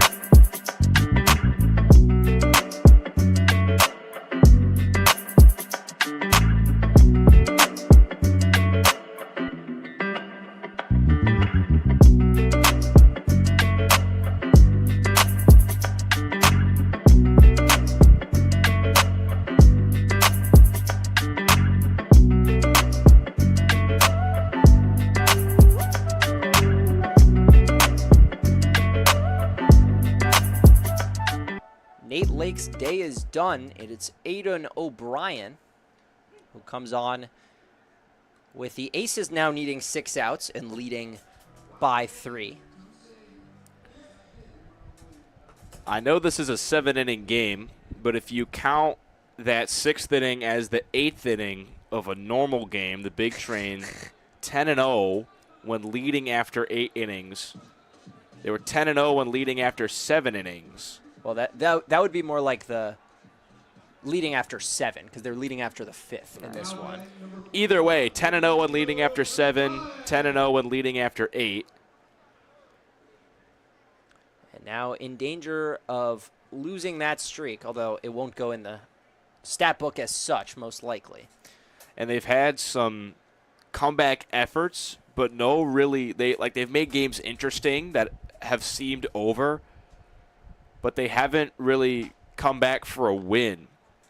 They're 0-4 when trailing after 8. They're 0-5 when trailing after 7, and they're 0-1 when the game is tied after 8.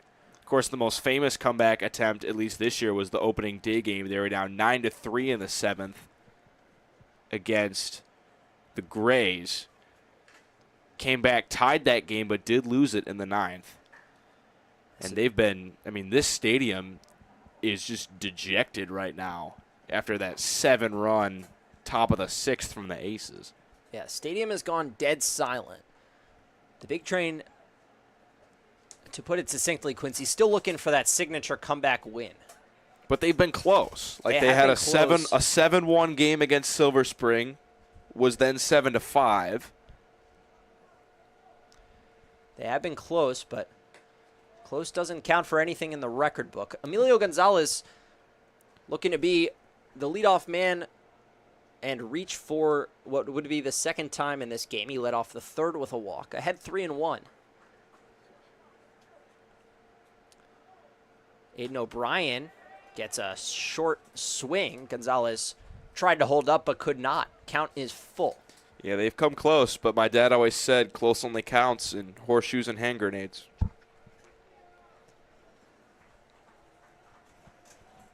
Full count pitch from O'Brien. He's set. Now he delivers. Gonzalez high to left. That's pushing back Hankerson, and that ball is off the wall. Kicks off the BCC sign. Emilio Gonzalez comes up 3 feet short of a home run, and he's got a leadoff double.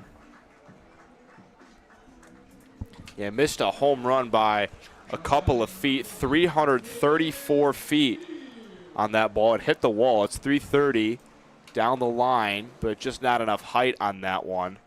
Still, though, 94 miles an hour off the bat, straight into the opposite field for Gonzalez, and a good start to a potential comeback effort. Peyton Steele will bat. So tying run on deck now for the Big Train. First pitch to Steele is a strike.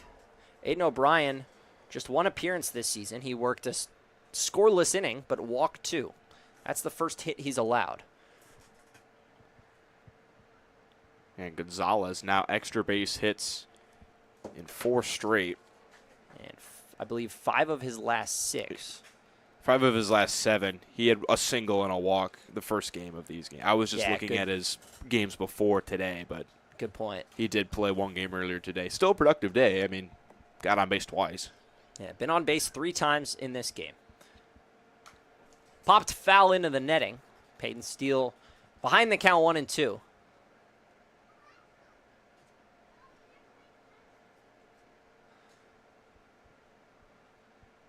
The Big Train trail by 3. The Aces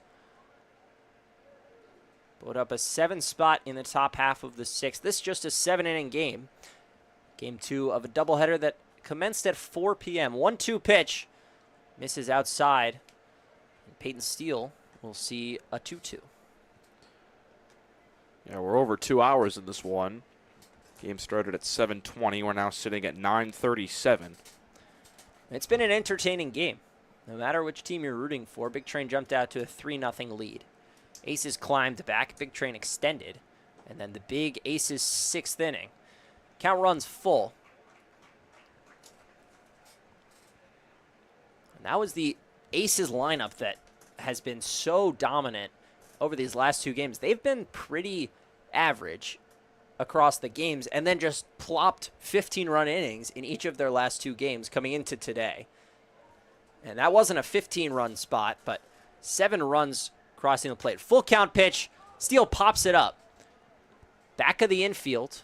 It'll be Michael Powell, the third baseman, for out number 1.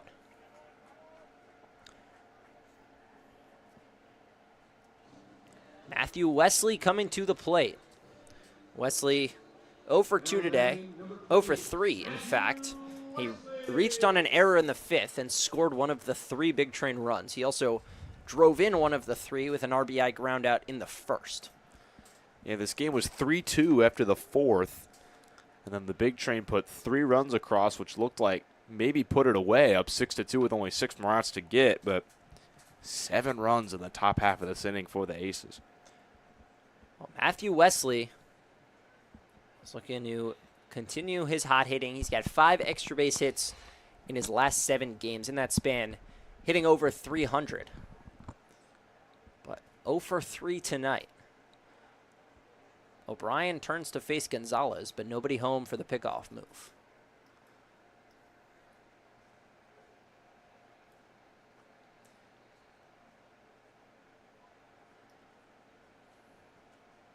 One-0.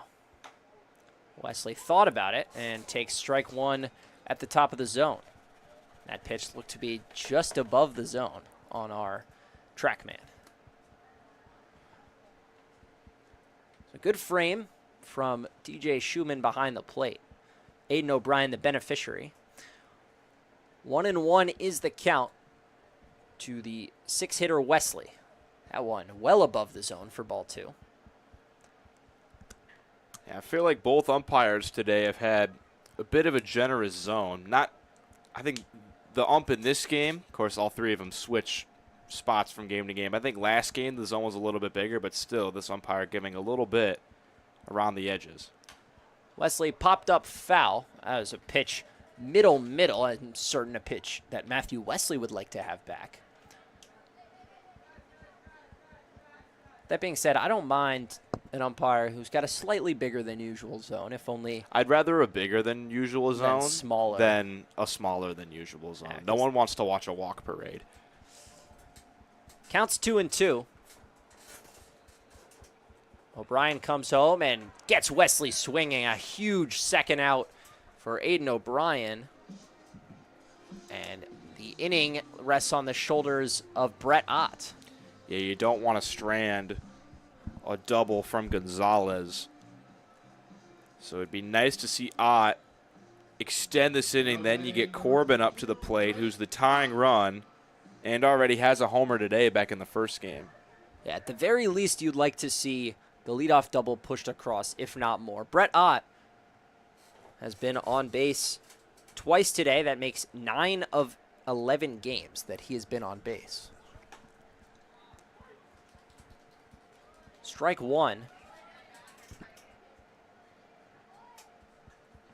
That one also just a bit above the zone.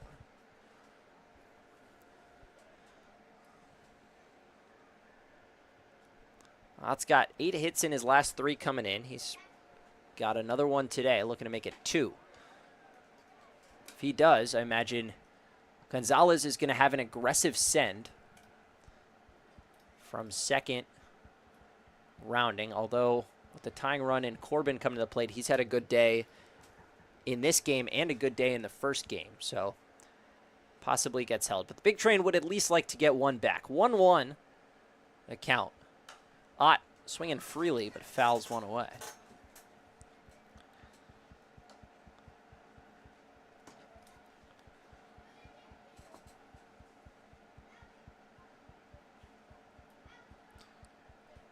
Yeah, I mean, Ott, his main goal here is just to get on, get the tying run up. And like we've mentioned, on base above 500, he's probably the best pure on-base guy the Big Train have. 1-2 pitch. O'Brien just misses.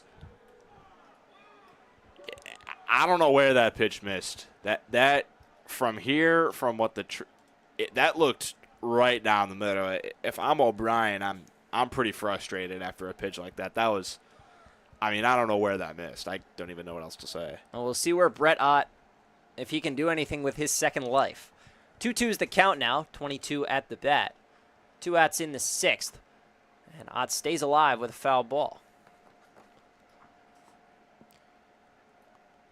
Brett Ott granted second wind. And he's able to stay alive. And if there's anyone to do damage after something like that, it's him. Ott has singled He has been hit by a pitch and reached on an error. Been aboard all 3 times. 2-2 count. Fly ball, short left field, hooking towards the foul line. Powell is back on it, and he makes a nice backpedaling catch for out number 3. Michael Powell showing the range at third. The Big Train strand a leadoff double. Aiden O'Brien does a good job to work around it. And we go to the 7th. The Aces 3 outs away from a shocking comeback victory.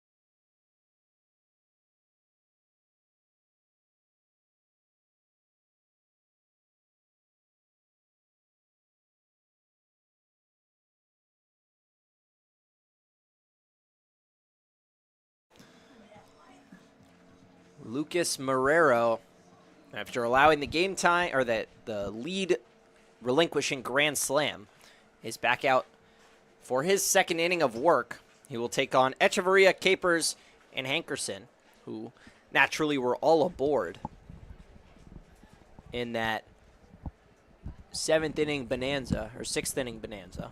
7th inning now. Marrero misses outside for ball 1. Down batting number 29, early Echeverria. The T-Bolts have beaten the Grays. That game has gone final. So Big Train loss would mean they sit just a half game ahead of the Bolts. Gaithersburg, meanwhile, still clinging to that 9-7 lead. Actually, they have just relinquished it, 10-9. That game back and forth in South County, excuse me. Yeah, and only just embarrassing the Southern Maryland Senators 13-1 means a Big Train loss would put Silver Spring a half game back and would put only a game and a half back. And that would mean that Southern Maryland would enter tomorrow's doubleheader still as the top team in the league. So the Big Train will try to rally and prevent that, but first, Lucas Marrero has to take care of business on the defensive side, and he gets a strikeout of Ernie Echeverria to begin his quest. For what it's worth, after the home run, it was 3 straight outs for Marrero. So I don't necessarily hate getting him another inning. Yeah, he allowed the first 2 runners aboard with a walk and a single, and then obviously the home run that was the big play of that inning. Settled down afterwards, but might be a little too little and too late. Ball 1 is high. Trip Capers, the hitter, taking his 3rd at-bat after replacing the injured Gavin Degnan in the 2nd inning.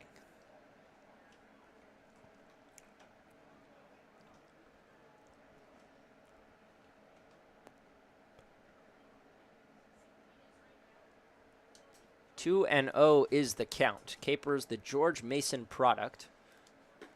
Marrero out of the University of Lynchburg. He gets strike one, clipping the bottom of the zone.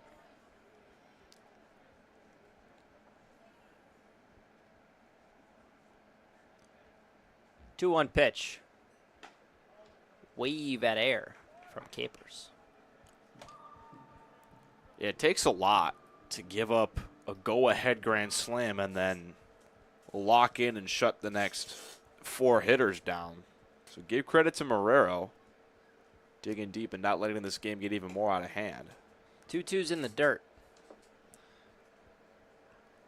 So Marrero, who's retired 4 straight, will take on Trip Capers on a payoff pitch to try to set him down. The 3-2. Swing and a miss. Trip Capers down on strikes, back-to-back strikeouts to begin the 7th inning. And E.J. Hankerson to the plate. And looking ahead to the bottom of the 7th, which will be the last inning, you got the 2 Maryland Terrapins at the bottom, Corbin and Hawk. But if one or hopefully both of them get on, it's back to the top of the order. So it just takes a little bit of on-base skills from the bottom half to, I would say, put some serious pressure on Alexandria. Yeah, Corbin, Hawk, and then Peltier, Wright, and Martinez, which is where you want to be. Jacob Hawk has had an 0-for-3 day. Parker Corbin's been on all 3 times. That ball ripped down the left field line and just foul. We'll see what head coach Sal Colangelo decides to do. He does have 3 catchers on the roster, so I could see a world where he decides to pinch hit for Hawk, who's 0-for-3 with 2 strikeouts today. But so far, he has not replaced any of his catchers middle of a game other than to use J.J. Hand in blowouts. And you got Skoronsky off the bench if you want to go to him with a righty pitcher. And you got Hand who can catch if need be. Ground ball up the middle. Brennan Wright to a knee. And on to first. A 1-2-3 inning. Marrero has retired the last 6. But the Aces still lead by 3. The Big Train have to equal their runs and their outs to try to send this to extras or walk it off in the bottom of the 7th.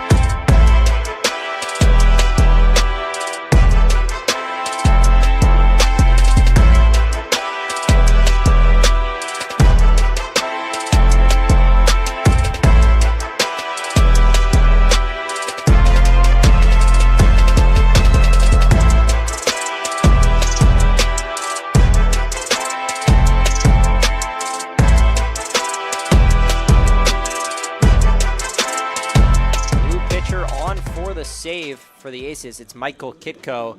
Quincy, what can you tell me about him? Well, he comes out of Slippery Rock. He's a two-way player, had a 829 OPS and 284 at-bats across his last 2 seasons. A 6-1 record with a 2.05 ERA across 48 and a third innings. And through 3 games this season, 2-0 through 6 innings, a 1.5 ERA. He is definitely strong. The Big Train have their work cut out for him. Yeah, Kitko, 12th all-time in Slippery Rock saves leaderboard. Does not have one this season for the Aces. They only have one as a team all year. This is a save situation, a 3-run lead in the final inning. Yeah, and he has some pretty, for throwing from that low of a release point, you'll see it here. That last pitch came in at 88, but this is a funky delivery. 3 straight balls to Parker Corbin, who's been aboard all 3 times, 2 walks and a 2-run single in the 5th. Yeah, like I said in the last half inning, it's 8-9-1, so if Corbin and Hawk can get on for the top of the order, it could really make things interesting. And there's a leadoff walk. 4-pitch walk, the first walk that Kitko has issued all season across 6 innings of work coming into today. Parker Corbin aboard 4 times in 4 plate appearances. He, I would say, is officially out of his slump, Quincy. I would say came into today hitting 182, but on all 4 times today and a home run in the first game.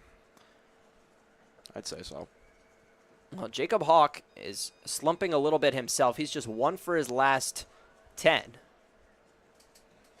1 for his last 13, I should say.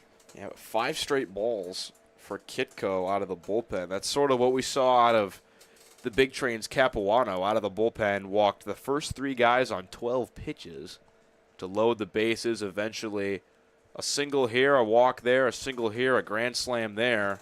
A 7-run inning for the Aces.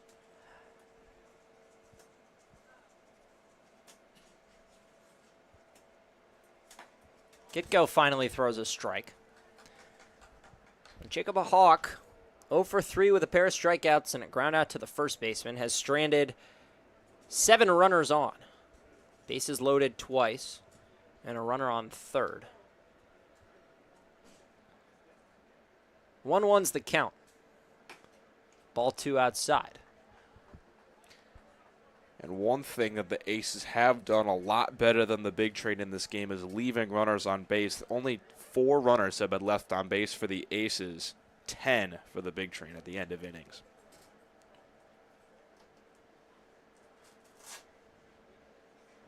Two-1.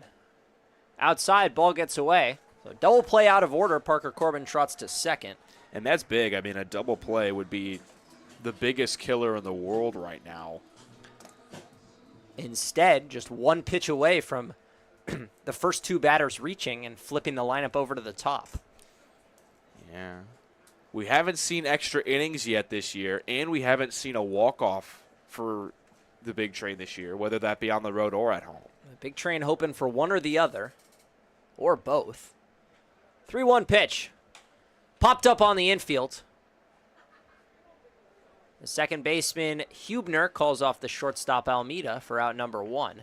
And a big first out. As Now batting number 1, Alex. And that was a good pitch to swing at, too. A middle fastball.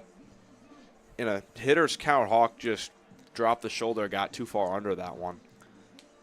Peltier already has a bunt single in this game. See if he decides to try to lay one down. He also had a bunt single in the first game. Third baseman Powell also can't crash with the runner on second, so we could see that. Powell playing even with the third base bag. Rest of the infield closer to the cut. Peltier keeps the bat on his shoulder for strike number 1.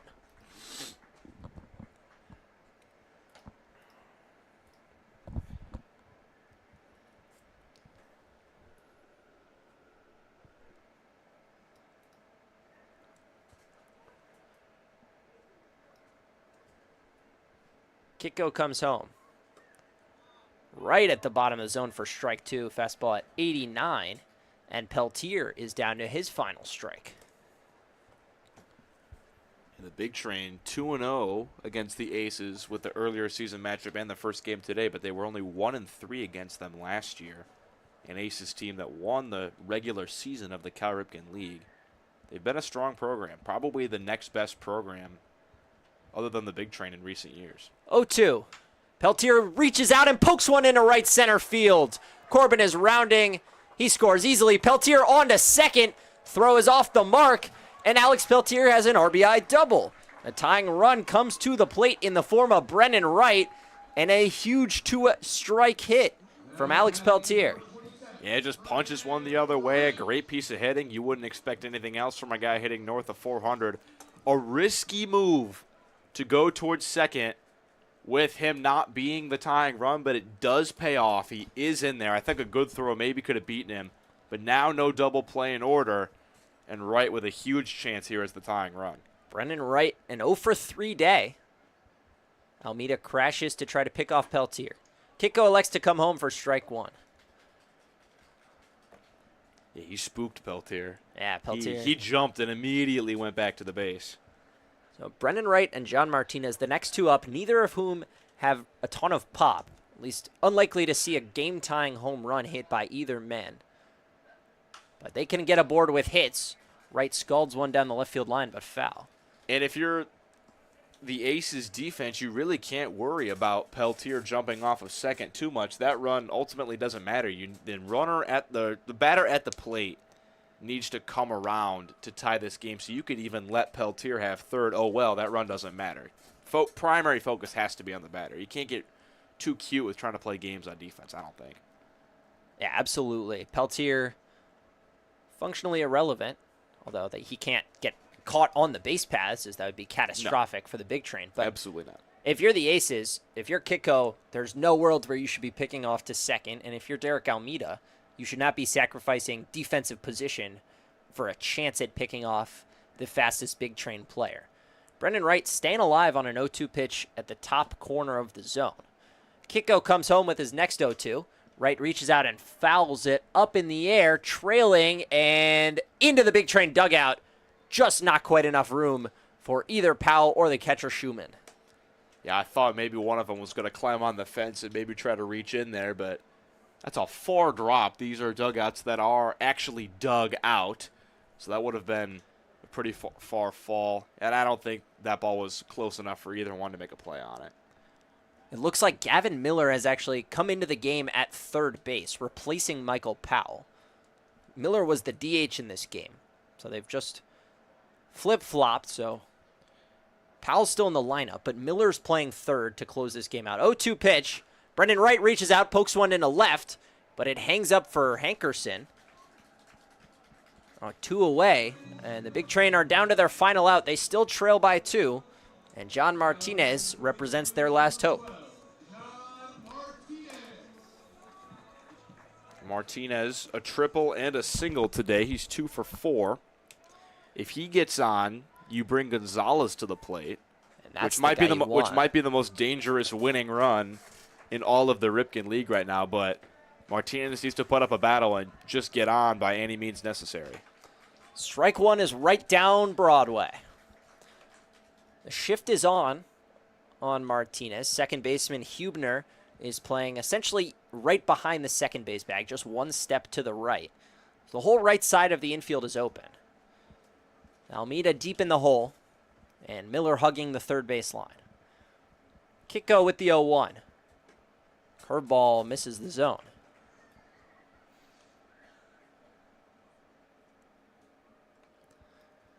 Yeah, you got to use all fields here if you're Martinez. I know you're the tying run, but primary situation is just to get on. Got to punch something through, and if it has to be through the right side, let it be through the right side. 1-1. Fouled straight back.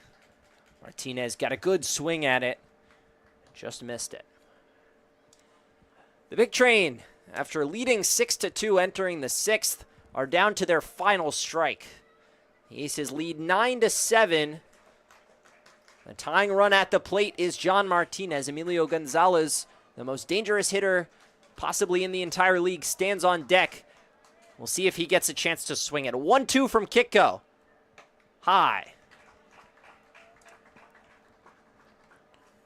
20 pitches now for Kitco. Not a guy who goes deep into outings. a closer. He was at Slippery Rock. So racking up his pitch count could bode important on his location. 2-2 pitch. Kick go home. Popped up in right field. Should be playable. Trip Capers is under it. And that's out number 3. The Aces with a huge comeback win. A 7-run 6th, courtesy of a Braden Hubner grand slam. Michael Kitko slams the door, allows a run in the 7th, but strands the tying run at the plate. And Alex Peltier at second base. Nate Lake, the winning pitcher, he goes 2 1/3, 4 hits, 3 runs, 2 of them earned. A walk and 2 strikeouts. Lucas Marrero takes the loss. Capuano gave up 4 runs without recording an out. Marrero goes 2, but gives up the tie-breaking run number 7, as well as runs number 8 and 9. He gives up a hit, 2 hits, a walk, and 3 earned runs. The Big Train split the doubleheader, but it feels a little bit, Quincy, like an opportunity lost. Yeah, especially with Olney and Silver Spring both winning their games today. There's no other way around it. The Aces came in, they stole this one. 7 runs in the top of the 6th. There's really no other place to look. You can say, oh, maybe the Big Train didn't, maybe they shouldn't have left 11 guys on base. Aces only left 4 on base, but ultimately it's just that one inning. Sometimes that's what costs you in baseball. You know, I think the Big Train were the better team for 13 of the 14 half innings that were played, but all that matters is that one monstrous inning. And it's just been, in the games where the Big Train have lost, it's just because the pitching has been struggling to get the ball over the plate and too many walks. Yeah, I mean, and that's what the Aces have done so well. In each of their past 3 wins, they have plastered huge innings on their opponent. 15 runs in Wednesday's game, 15 runs in Friday's game, and a 7-run inning in the 6th. The Aces take it 9-7. Their final line, 9 runs. They only had 5 hits. They made 2 errors, and they stranded just 3 runners. That's the difference in this one. The Big Train, 7 runs on 7 hits. They made no errors, but they stranded 11, including the tying run, who made the final out. It was John Martinez. Brennan Wright had an opportunity as well. Big Train go 1-1. They still are atop the North Division. They sit a half game ahead of the T-Bolts. They sit a half game behind the Southern Maryland Senators for the league lead. We welcome the Senators to Shirley Povich Field tomorrow. Jackson and I will be on the call. The Big Train will have an opportunity to regain or to gain first place in the league, all for themselves. But until tomorrow, where first pitch of the suspended game is scheduled for 4 p.m., for Quincy Bell, my color commentator, for Jackson Corcoran, filling in for Gibson Hurt as the producer, and everyone else who makes this product work so well, thank you for watching.